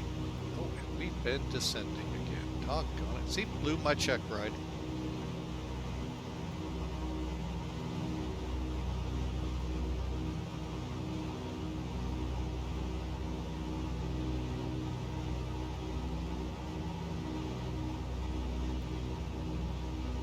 I got lucky enough when I got my private pilot back in the 80s with the Right Pad Aero Club.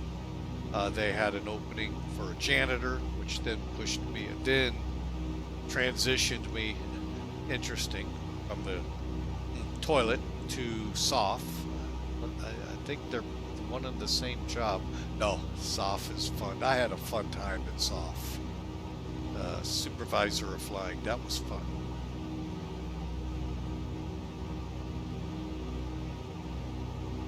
And that's what helped me get my hours to build up for commercial instrument time.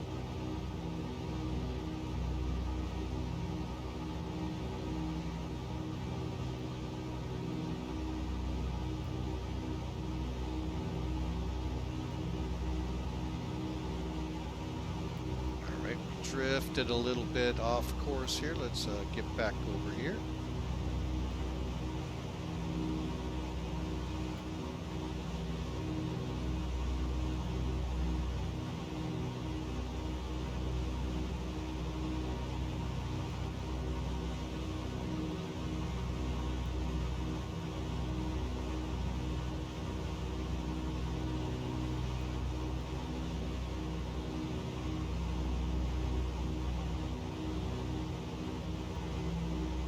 Coming up to Thurb.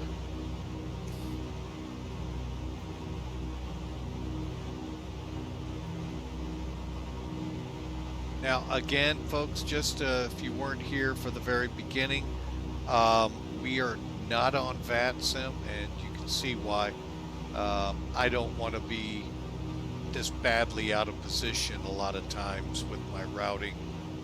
Granted, not a lot of traffic down at this level in the VATSIM world. I mean, it can get busy, but overall there usually isn't. Yeah, we're gonna have some fun with this DC-3 here in upcoming streams. Oh yeah, I'm working some ideas out.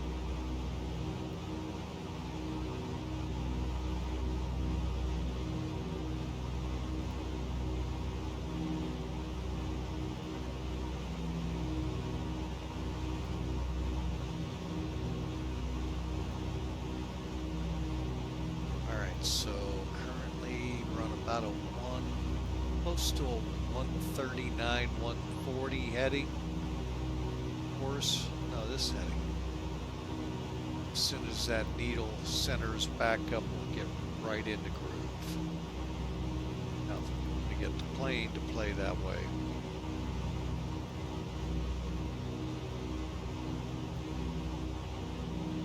Look at some. I think I need to do some fuel.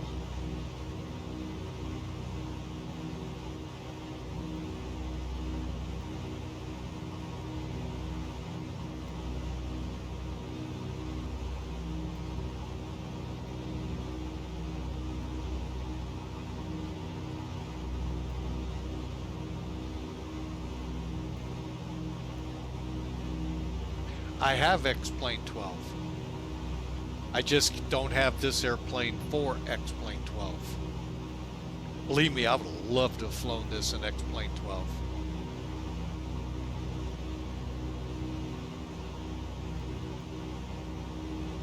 But if you're looking for a review of X-Plane 12 from me, I highly recommend it.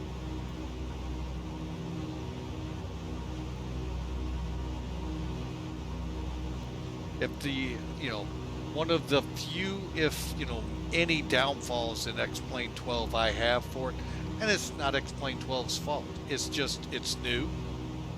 The developers are beginning to get stuff out for us. So that's any sim, that is the problem always, is what we love so much, like in XP11, seems to take forever to port over to the next sim.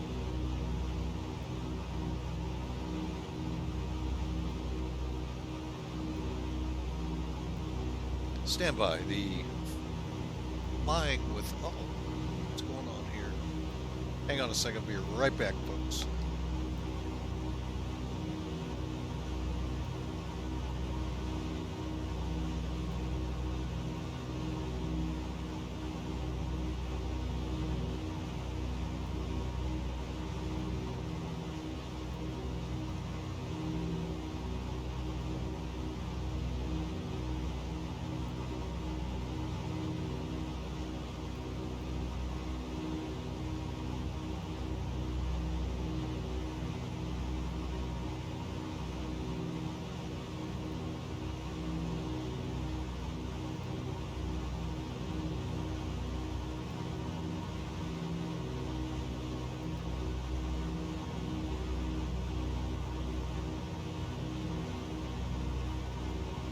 Okay, folks, I'm back with you. Sorry.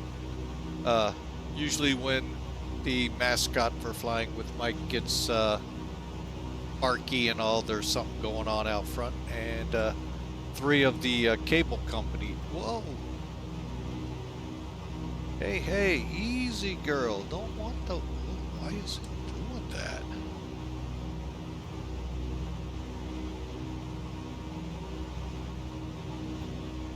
All right. Anyway, that means, I don't know why we have 3 of them out here. I hope that maybe they've figured out what's wrong with our internet. That would be awesome. So, just a heads up to everyone in case we drop. Hopefully this will still record on my backup here, and I'll be able to put it up. But no matter what, we'll be putting it up. All right, I wonder if I need to be changing fuel tanks again.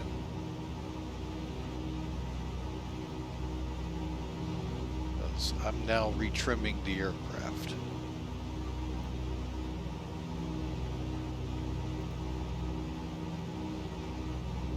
You know what? We're going to. What do I have left?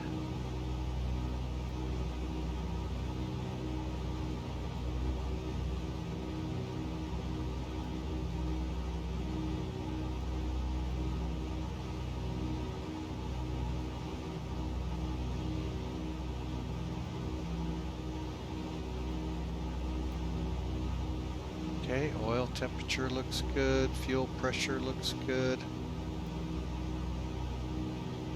My only big thing is I gotta find out what this thing does here. If it's pressurization, which this airplane did not have.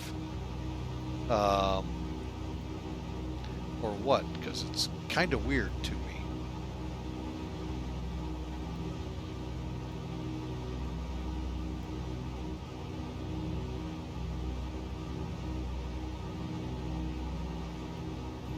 Okay, Fillmore, are you in range? Yes. All right, where is my needle? Because I need to pick up.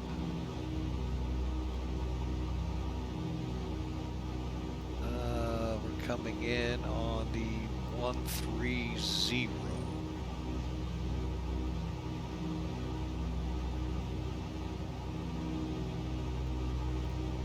Okay, so we're almost on it.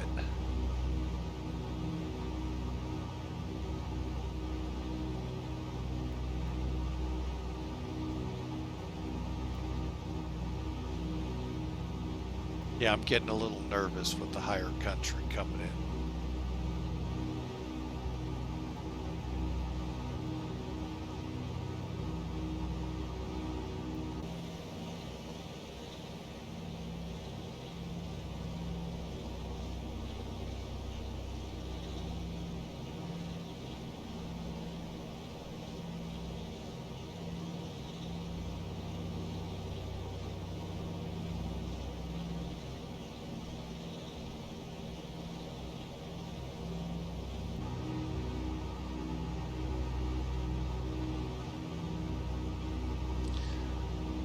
All right, and what are we looking at here for safe altitude? 9,000. Okay, well, that's what we're doing.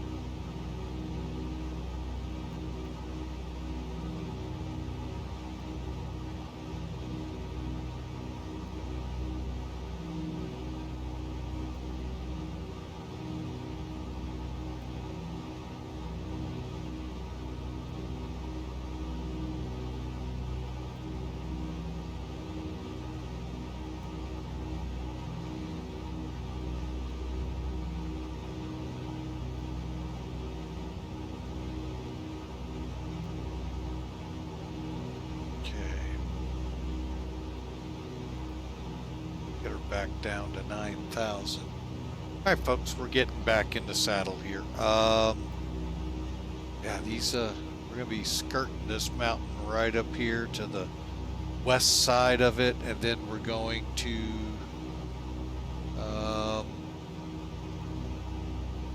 heck. Then we just kind of skirt them until we get into the valley and get over them, which is the, you know, the ring around LA. So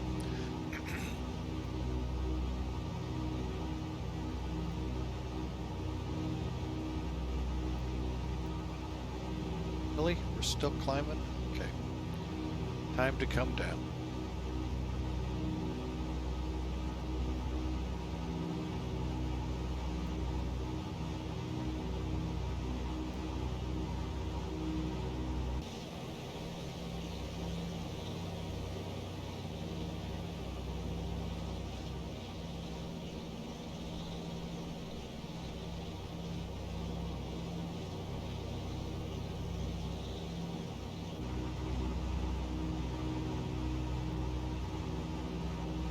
Okay, let's flip-flop here.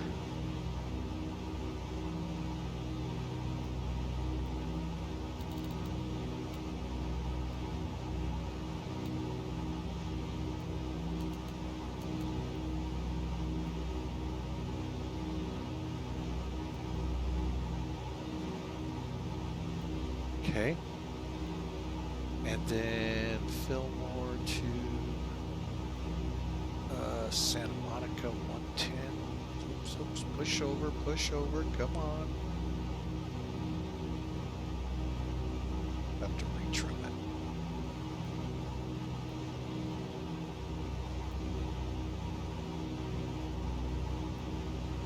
All right, give me that speed I want for this descent. Okay, it's a 110.8.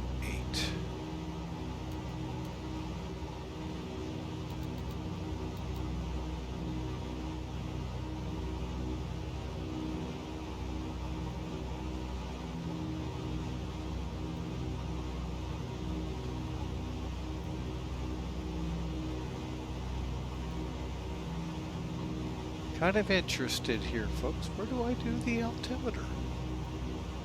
Again, that's a very important need to know thing.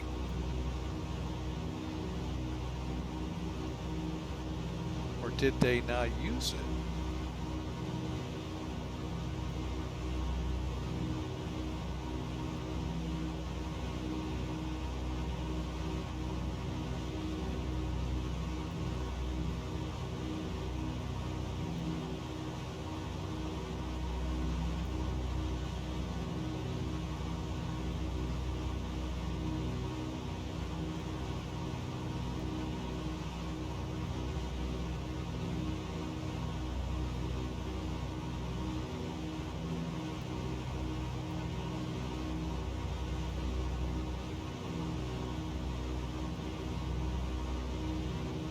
Okay, we're getting close to, yeah, we're going to be right over these. Wow.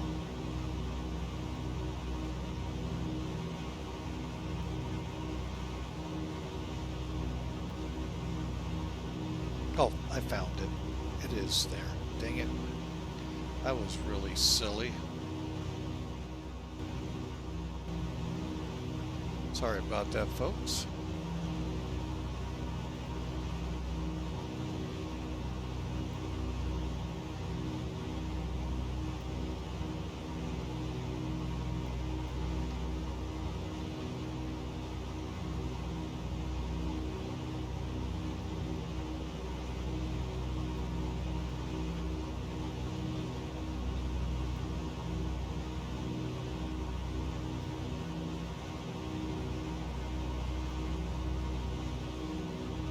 Right, Santa Monica would be 08.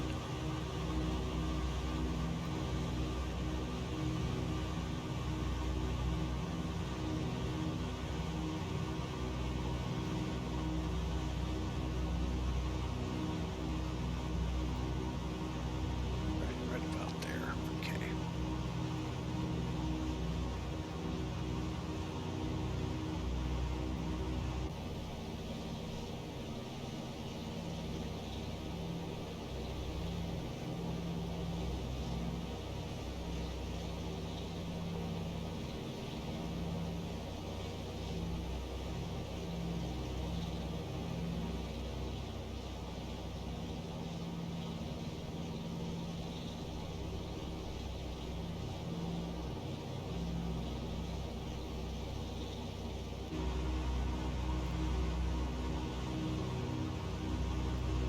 Okay, film.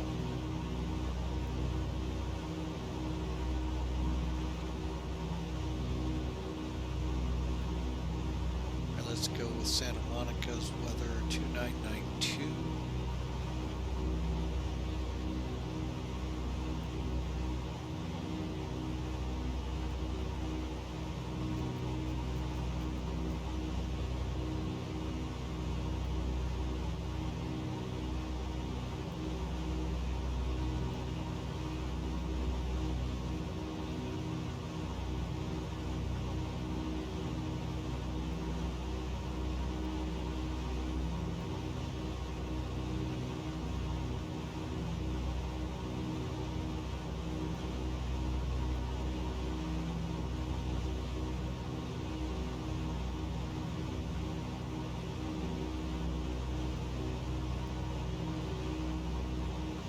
All right, folks, sorry for a little bit of distance there, just trying to, well, trying to get her to play nice. The P factor's really intense on it. That torque on those big radials.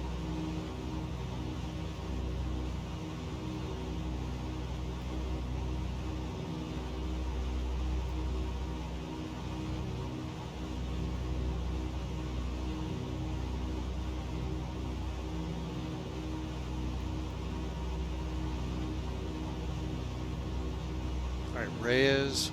All right, Sade at 250. Santa Monica. Oh wait, 12,000 Simon. Well, we got that beat.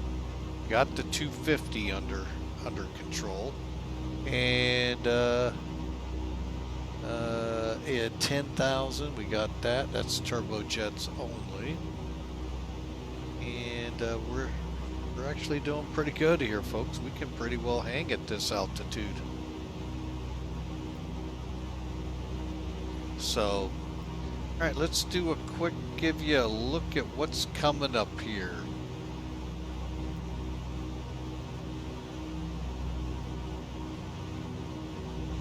All right, here's the charts program, folks. Great program. If you don't have, I mean, it costs money. I get it. So, if you got a tight bank book, I understand that. Heck, I've been there, done that.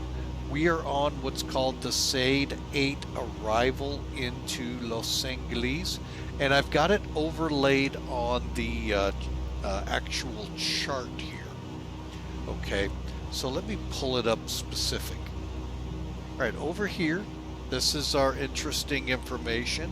D8s, that means you can go to that cloud site and be prepared when you come in, and I would be prepared for LA, and be prepared for them to go, no, not that way.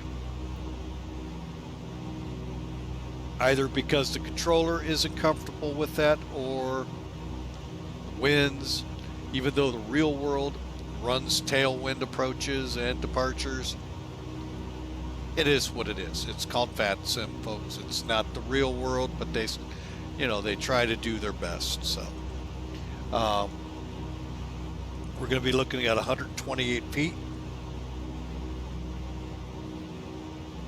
MSL when we land, and there's the requirements next to it. Transition 18,000. Heck, we are half of that. Here's the routing from SAID. So we're over Raya's right now. We're getting a little off course. Whoa, airplane, cut that stuff out. So let me work our way back. I did that intentionally to get us closer to course.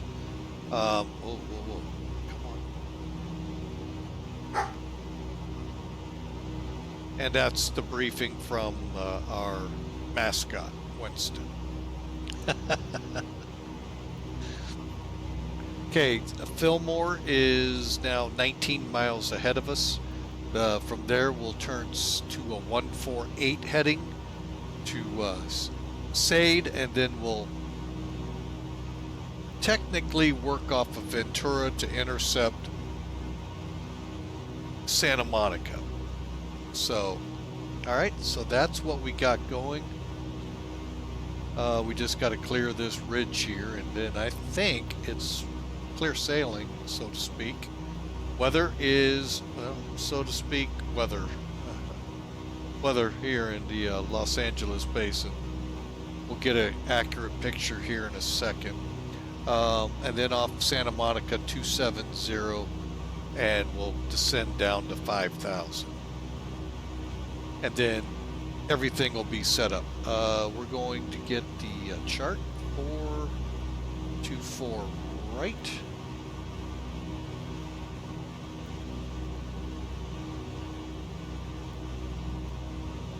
Oops.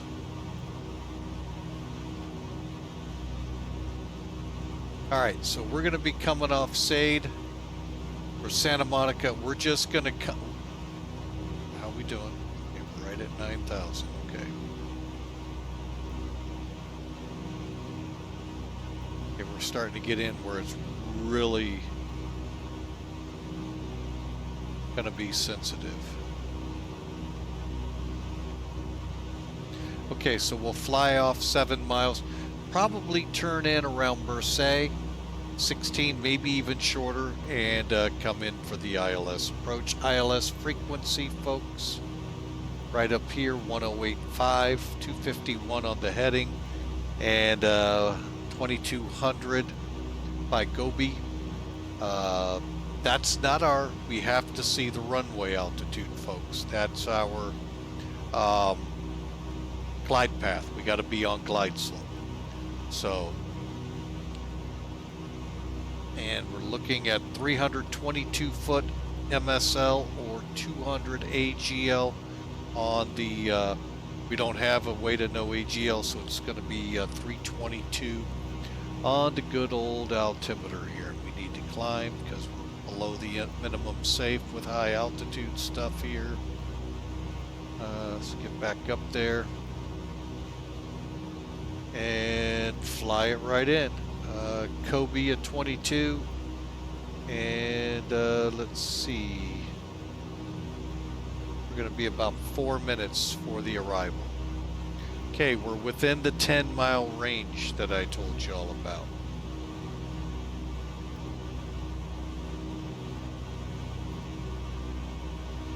Okay, we're about to, okay, I need to get on course here, so we need to get on 130 and let it do what it's gonna do. We're not on 130, are we?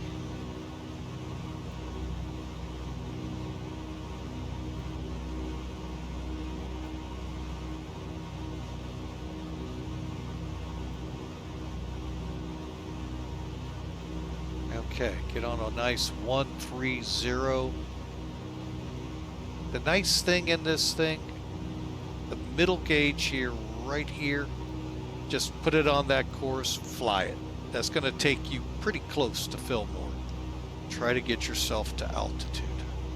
Because folks, granite cumula is never a good thing to hit.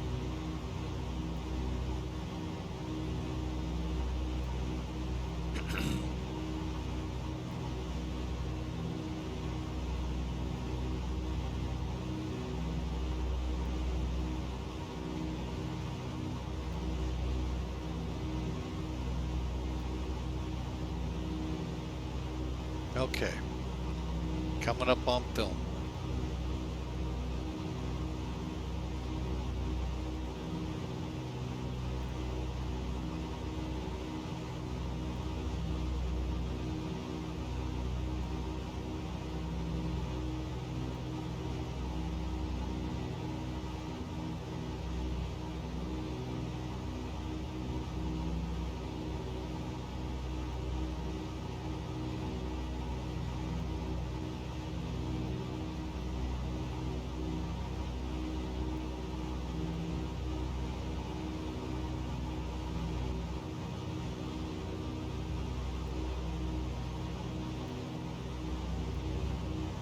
Okay.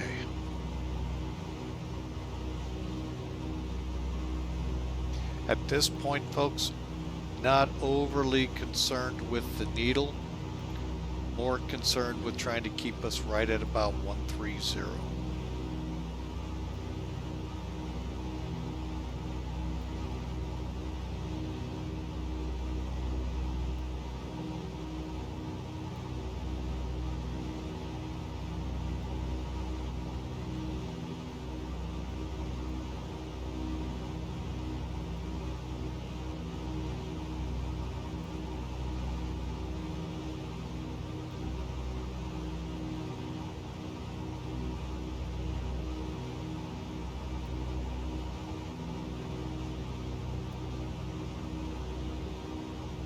Okay, the good thing is, if we're flying this right, distance-wise and all, we should be clear of the mountains.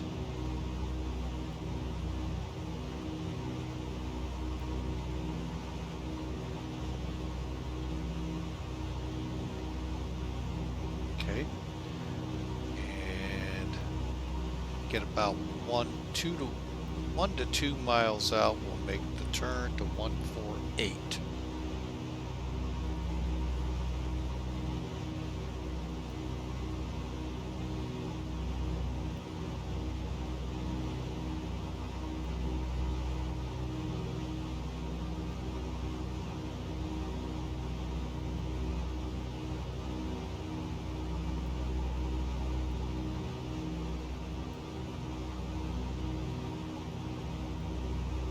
Just about ready for 148 up here.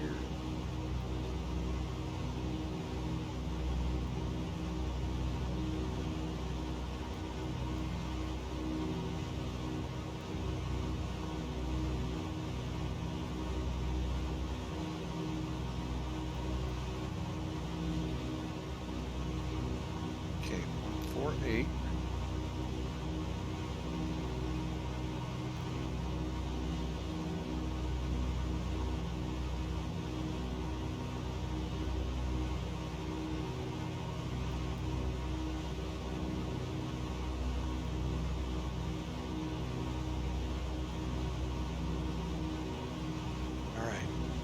Okay, folks, I hope you've enjoyed the flight.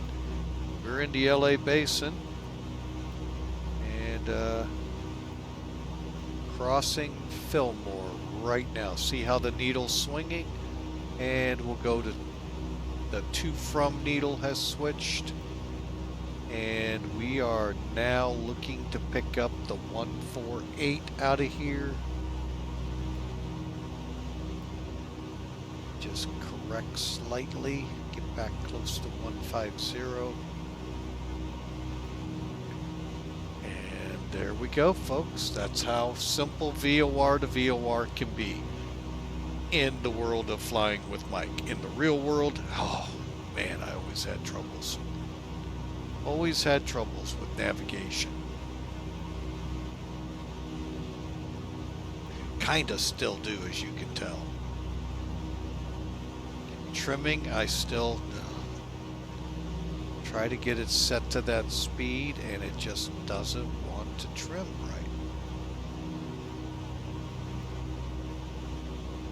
right. Alright, so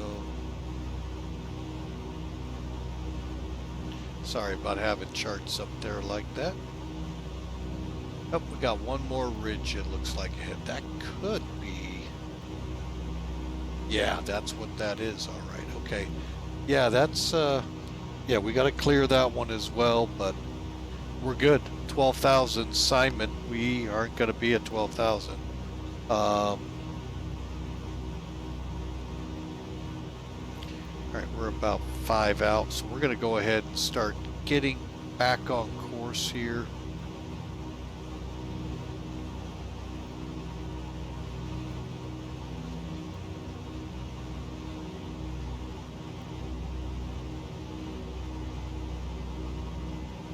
All right, and we will be...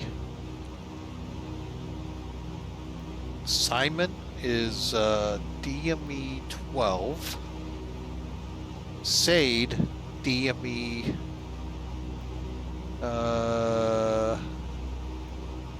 31, 32, we'll call it.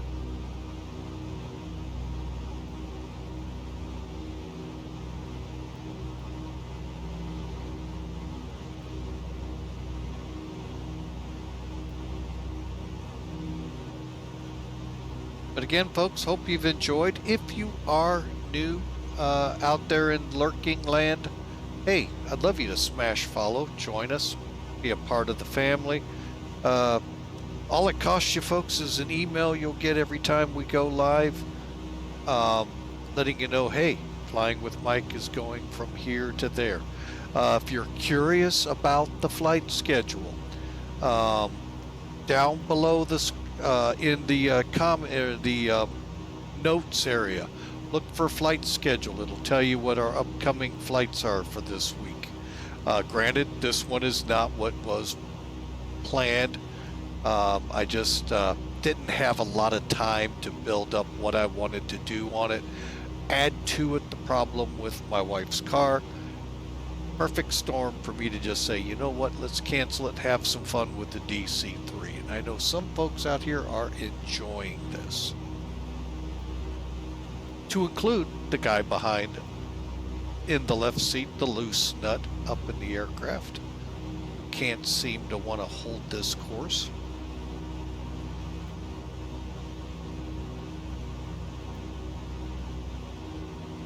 Or altitude.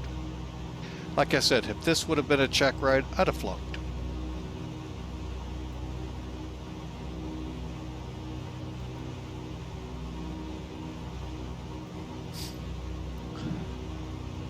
All right, now we are at 10 miles.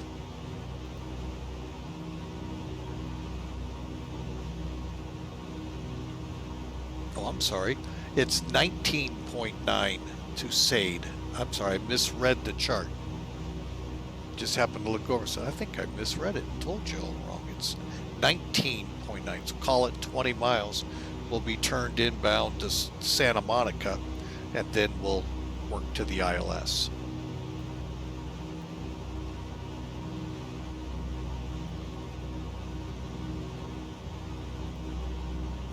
All right, back to the numbers, folks. We're about ready to start our descent.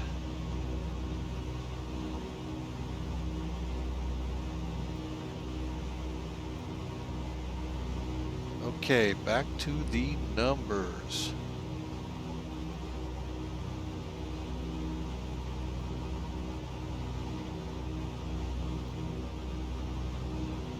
Okay, descend 20 to 22 on the manifold, so that'll be, where's my manifolds? Right here, my bad. And it's been a while since I got some twin time. And 20, we'll keep the mixture. We'll go to auto rich. And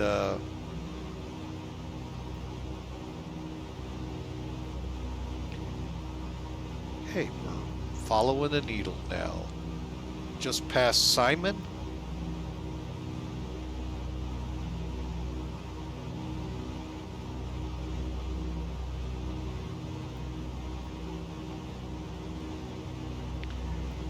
everything is looking good, folks. Hope you've enjoyed the ride.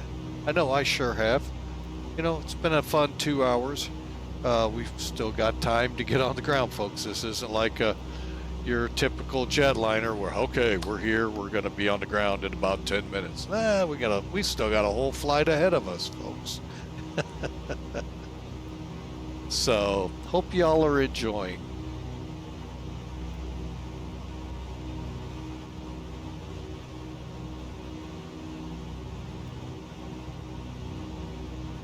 Okay, and I said 19.9. I don't see Santa Monica on the move yet. 10.8, just making sure. 10.8, yep.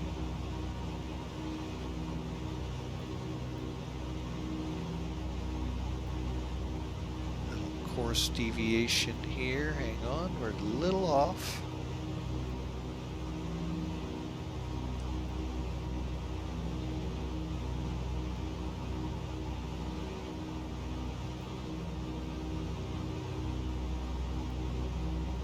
Okay, we should be getting ready to come on board. I'm going to do this real quick. 10.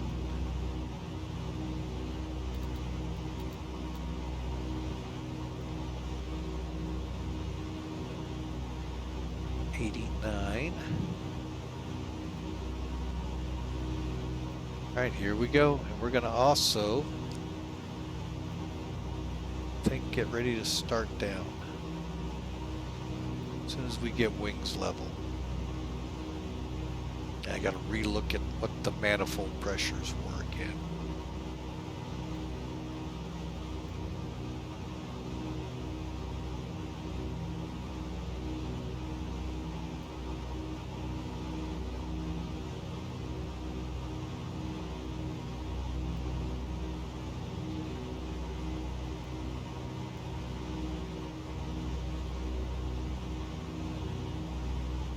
Coming down.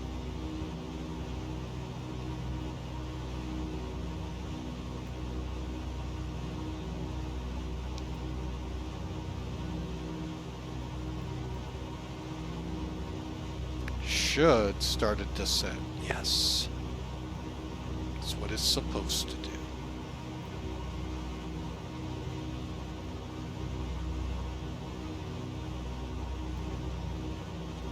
Santa Monica, 7,000 or higher.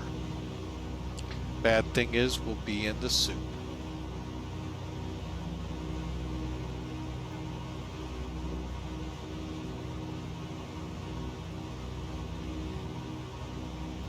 LA traffic, Clipper 13 descending to 7,000, hopefully around Santa Monica, 424 right. Let's see what the weather is reporting.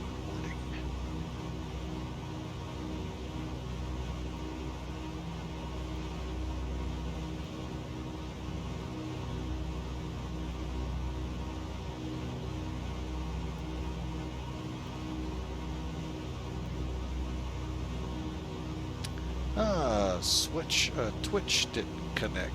I don't like when that happens.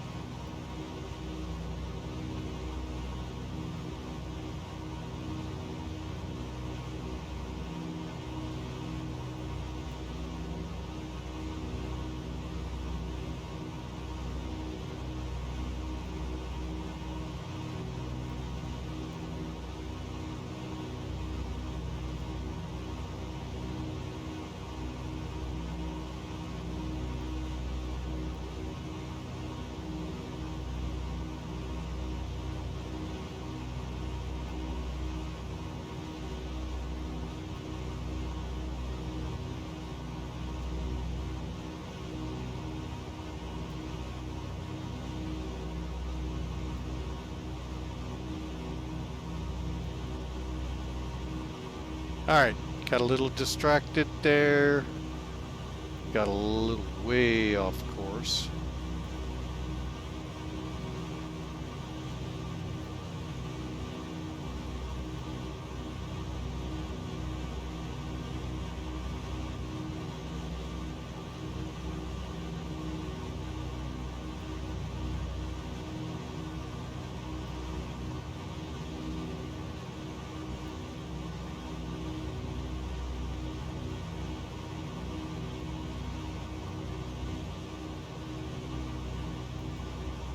Alright, there's coming 7,000, so I'm going to go ahead and pull up here, push in some power.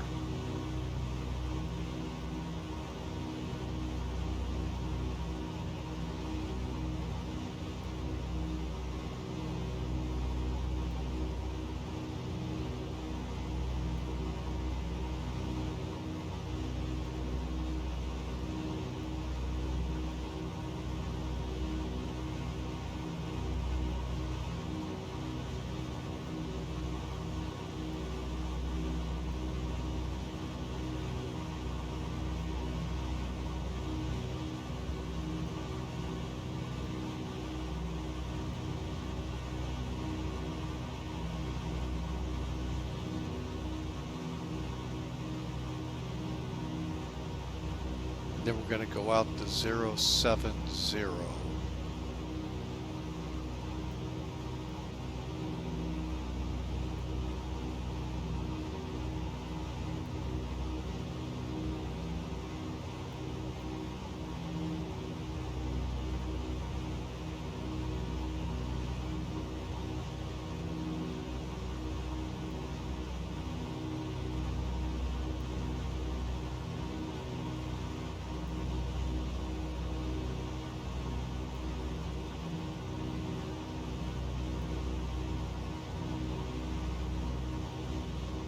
Okay, all right, folks, so we are now in the approach phase.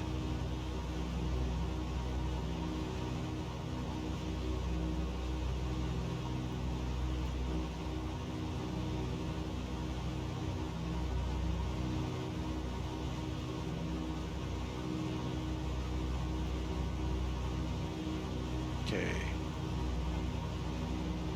Oh, I hate when I get those kinds of weather changes like that.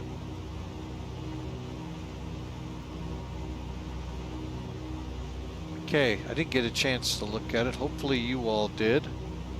Weather, we're few scattered. Overcast now 3,300, 22. Okay, so we're good. Let me, we to from yet? No.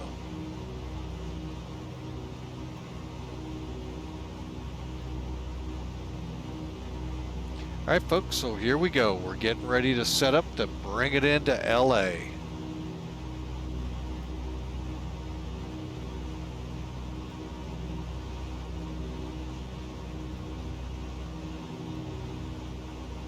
One mile, and we should at this altitude come over it real quick.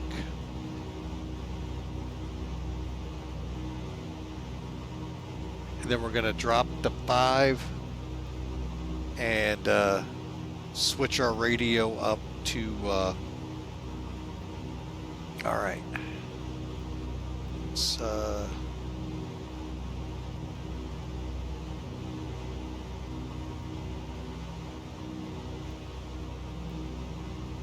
okay. Again, I hope y'all enjoyed. We're over the LA basin right now. You can see it down through the clouds here a little bit, right off in the distance. And we're crossing Santa Monica. We just did. Let's get on a 070 heading as best we can. And just ride it out until we're able to intercept.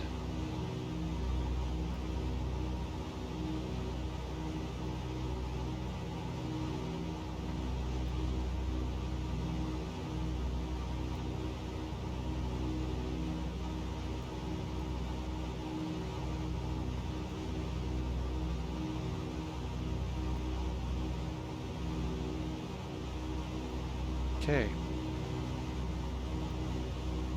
And now we're going to come down to 5.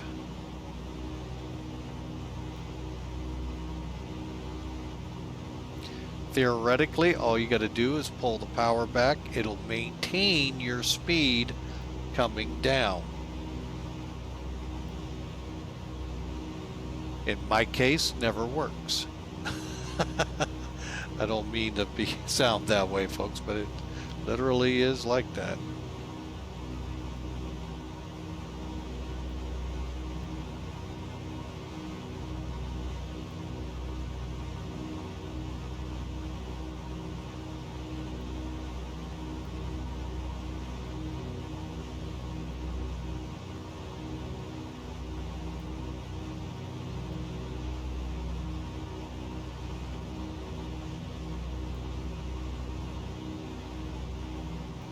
Okay, while we're doing this,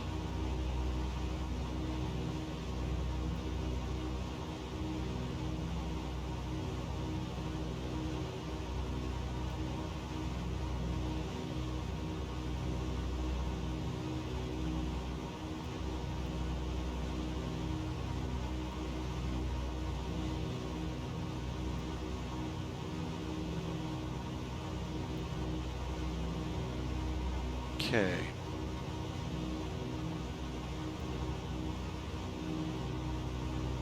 Coming down to 5,000.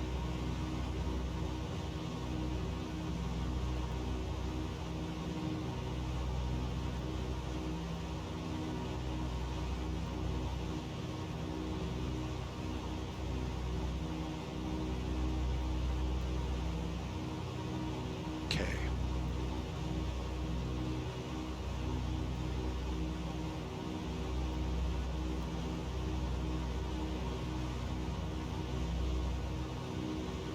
All right.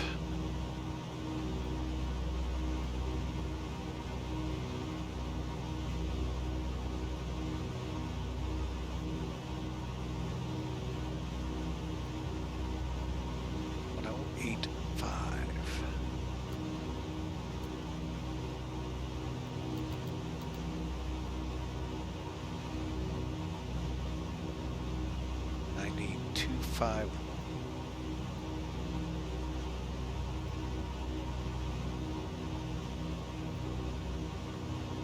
Okay. How we doing? 5,500 feet. Still.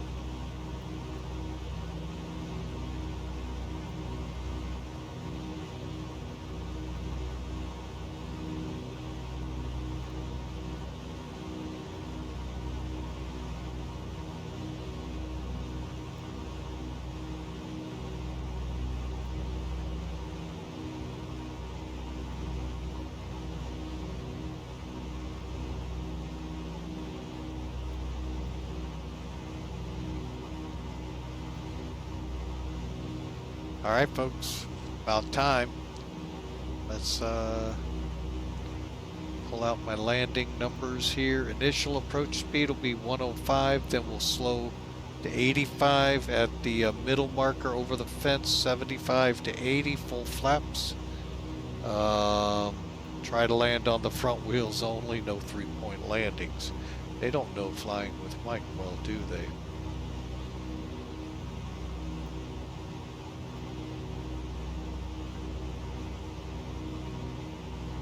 Okay, so let's go ahead and make our turn.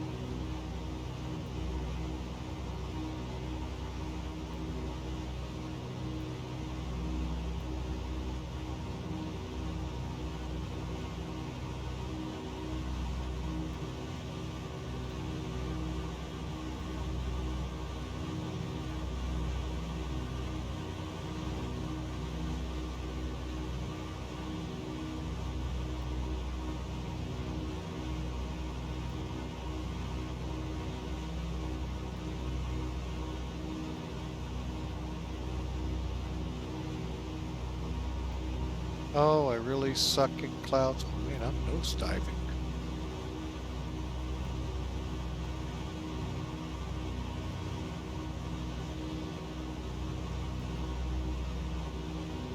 We're just turning around in circles out here, folks. Hang on. Let me get my bearings here.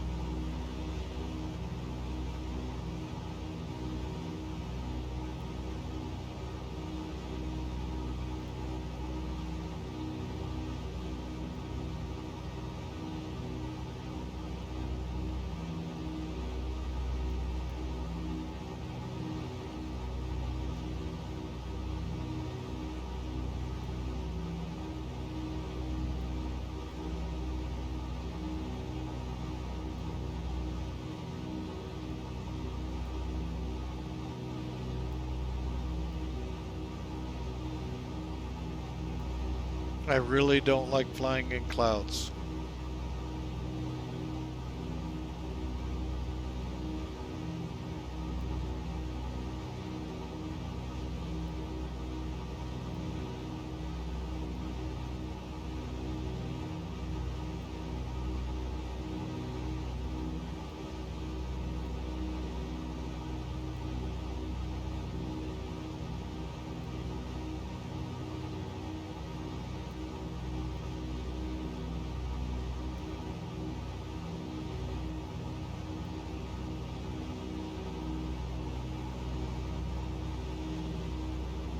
Hallelujah, I can see the ground. There's my runway.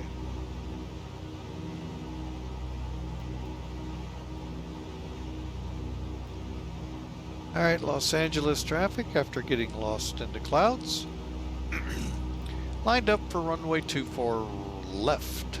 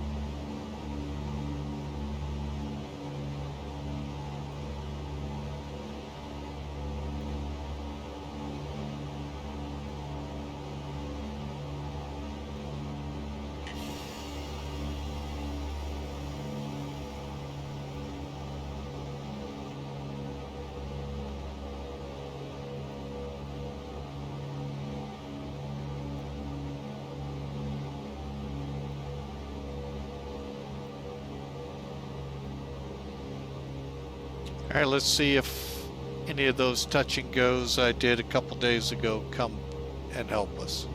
Let's get the gear down.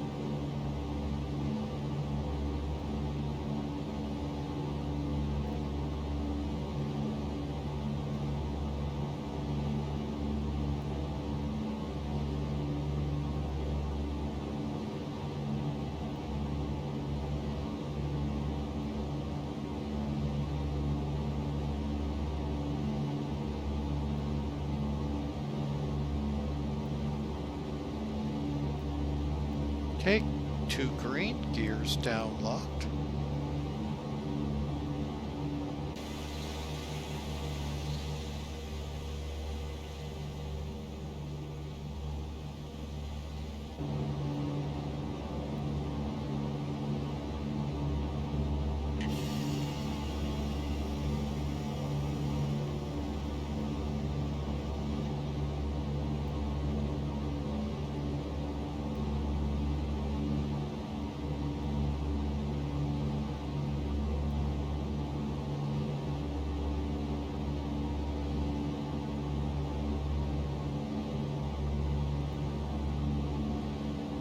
Alright folks, we are short final.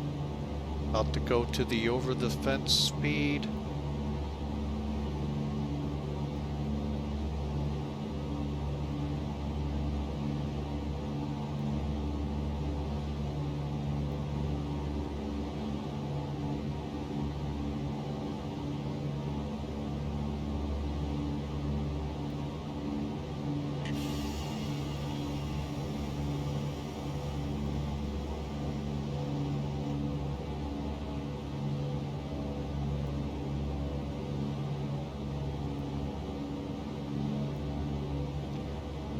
Clear to land, 24 right, and Clipper 13.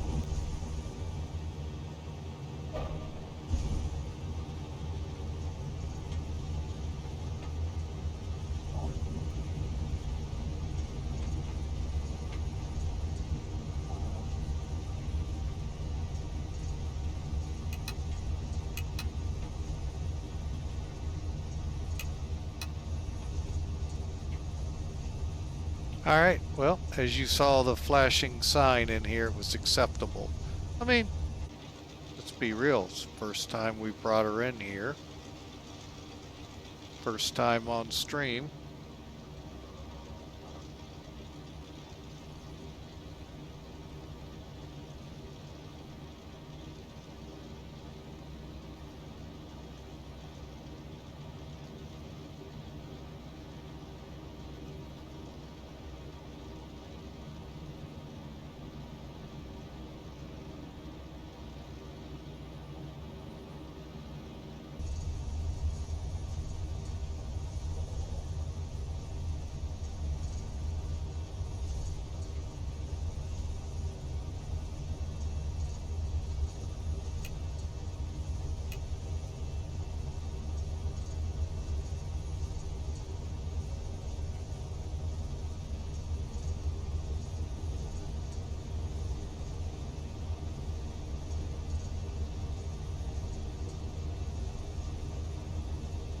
Okay, well, that was interesting to say the least.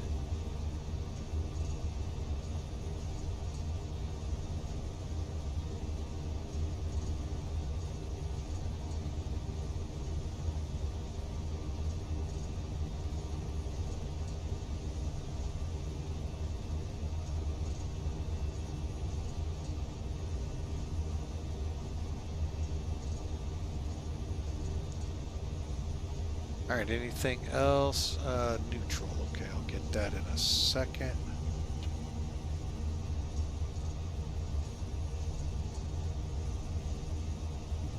All right, folks, welcome to Los Angeles.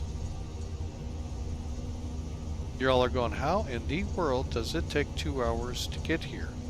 Well, when you fly DC-3 at 140 knots, it doesn't take much.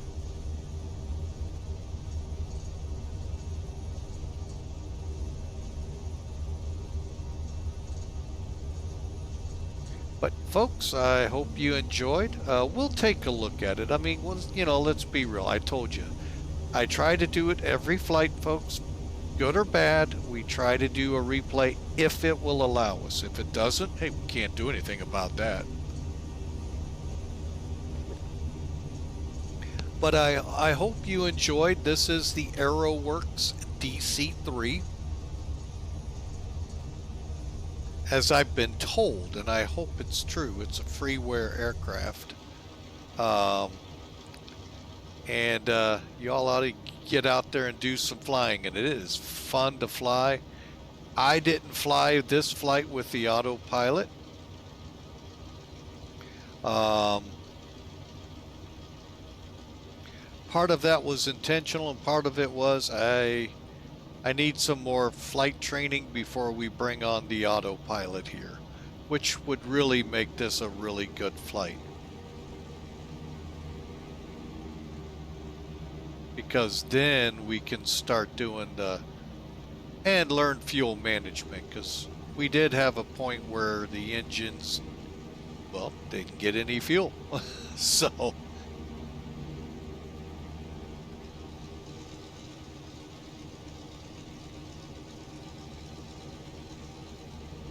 that part we need to learn. So a lot to this plane, folks. This isn't like your Airbus or 737s from PMDG or Zibo, folks. This is a aircraft you fly, and you're not getting there in a hurry.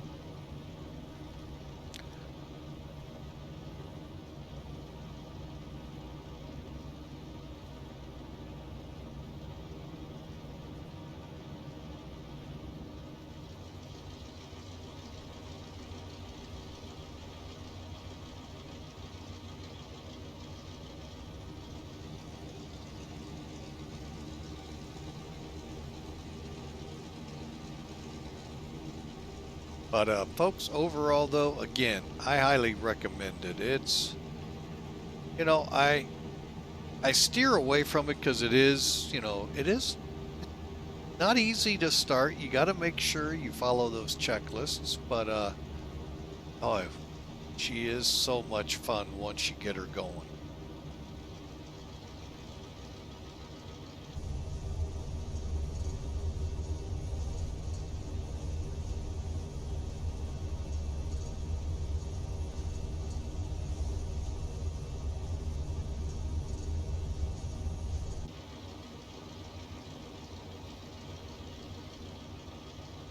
All right, up ahead is our terminal. I think we'll do kind of an old DC-3.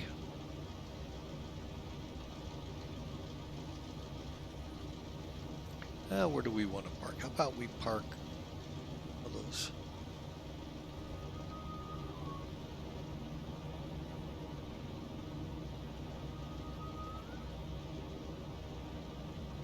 Trying to gauge where we want to go here.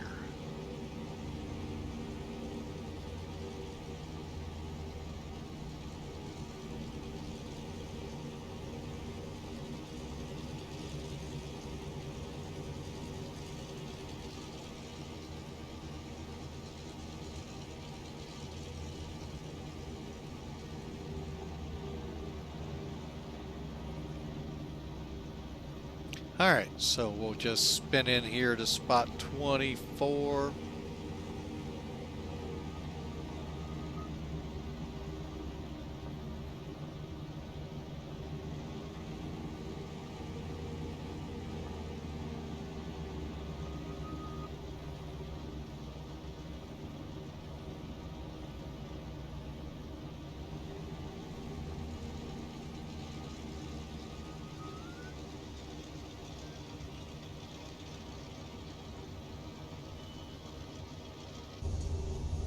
All right, we are in the stands, folks. Let me get the trim here back to neutral.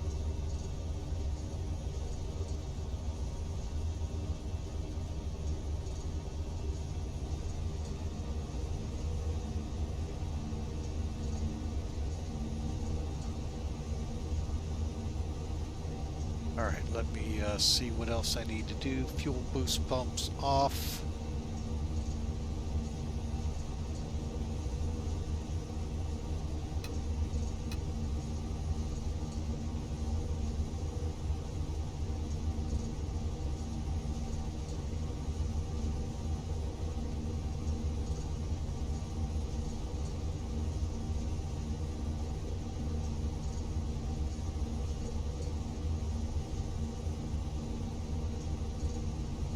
Okay, I think we are good for shutdown.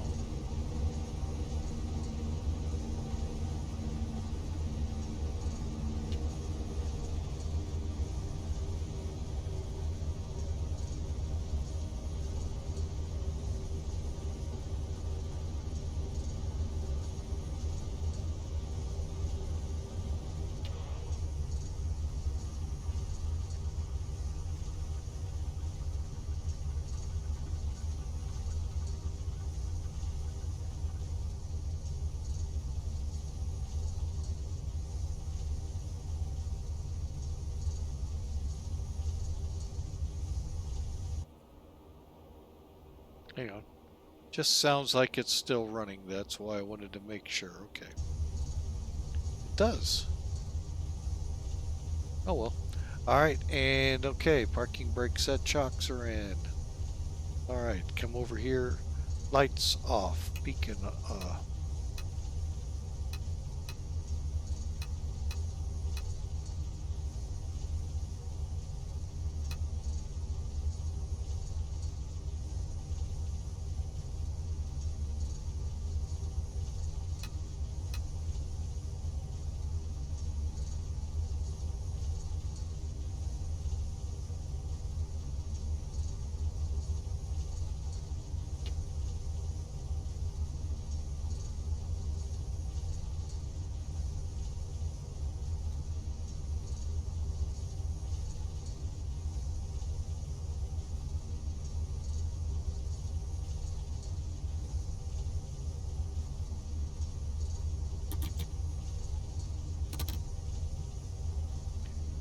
And battery switch.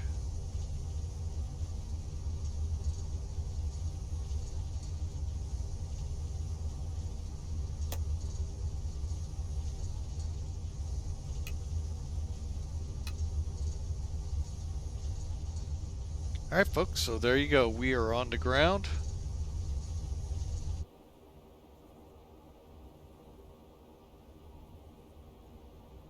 And hope you all enjoyed. That was fun.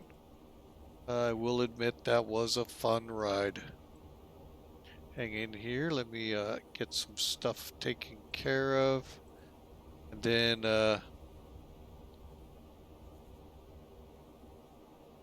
the fun part, filing this, but we'll do that offline here. All right, so Sim Toolkit. First flight logged, 328 feet a minute. Hey, we'll take it for Pan Am. All right, let's take a look at it. Let me bring it up here. Sim Toolkit. Okay, you can see a little shakiness of the routing there, but you know, overall not bad until we got to our little hold. You know, we had to do a hold. That's what we'll call it. All right, so viewing the details. Let's take a look at the full landing report. It's a shame it doesn't show all the landing points we did, but you know what? It's not bad. I mean, the first touchdown point is what I like to go by. And we landed at 63. That's a little slow. That's why 2Gs. 328, still, that's fat, that's hard, but not very hard. 1,650 feet down the runway, 19 feet off the center line. You know what, folks? That's actually, to me, I like it. So, let's just close with that. Let me button her up. And let's bring some toolkit in. I don't know if how this is going to work. I know in XP11 it's dicey. So far, so good.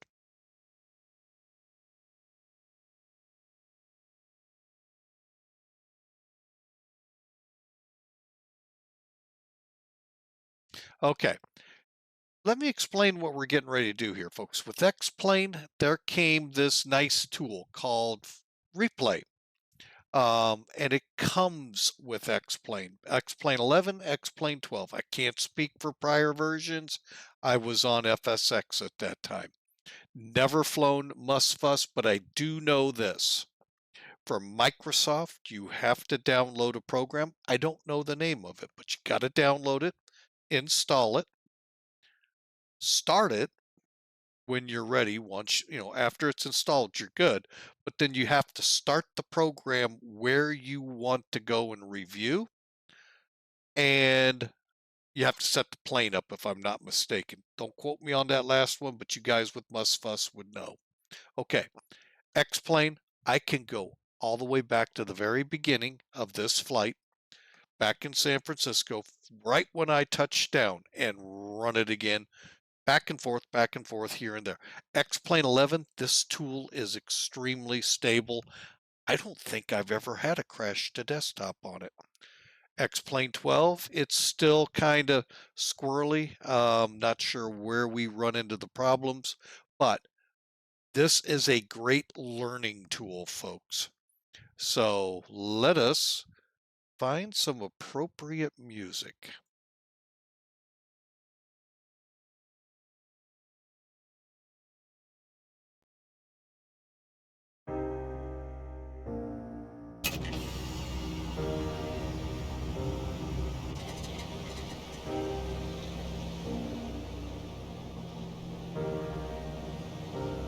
And then, of course, like what you guys know in Musfuss, you can speed up, slow down. Like I said, a phenomenal tool for you guys learning. Hey, and for seasoned folks, I got thousands of hours of flying on sim, folks. And I know it doesn't look great, but I learn with this every time. Now granted, here it's kind of hard. The clouds get me every time. There's the gear. So, but you can learn a lot from watching what you do, how you do it, from all the different angles you can.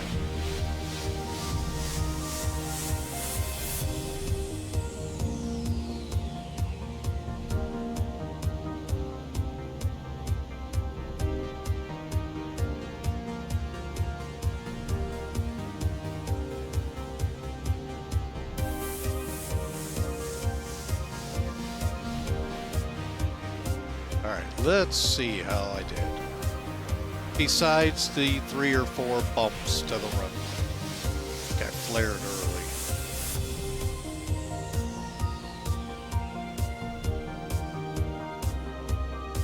I see what I did.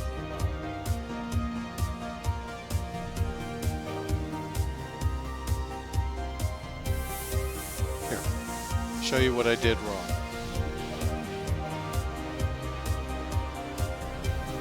All right, folks, as I was coming in, here, let me go into slow-mo. Okay, if I'd have just left her, she'd have probably came down pretty decent.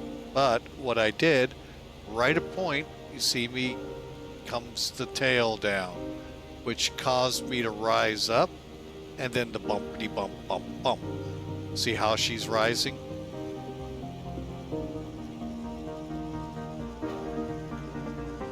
Again, why I love this tool.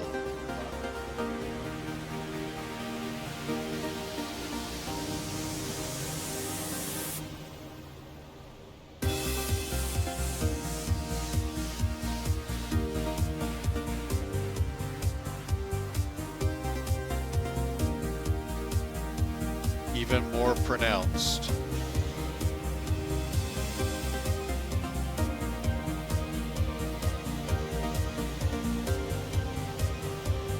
Get your screenies, folks.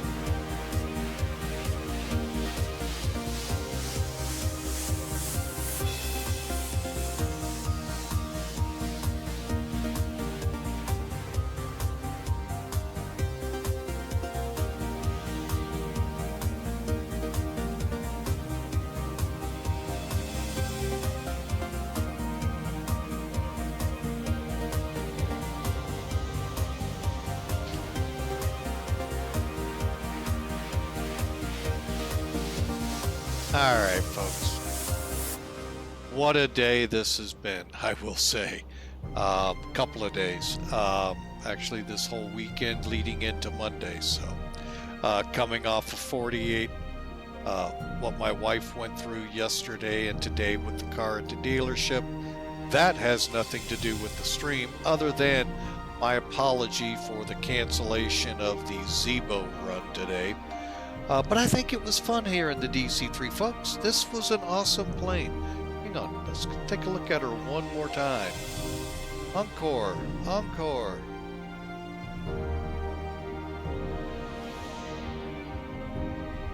So, folks, you know what? Let's do this.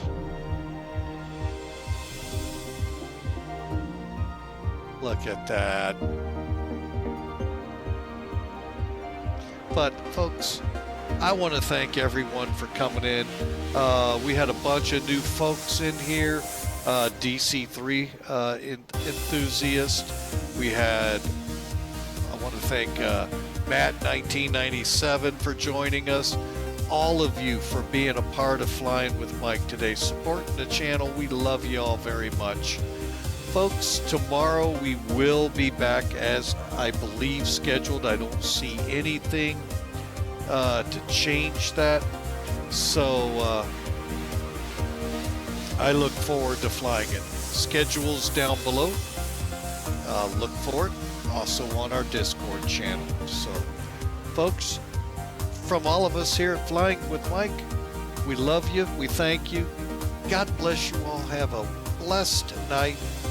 And God willing, we'll all be here again bright and early tomorrow. 1600 C is our scheduled kickoff time. Maybe early. We'll see. Y'all have a great night. God bless. We'll see you tomorrow. And thanks for flying with Mike.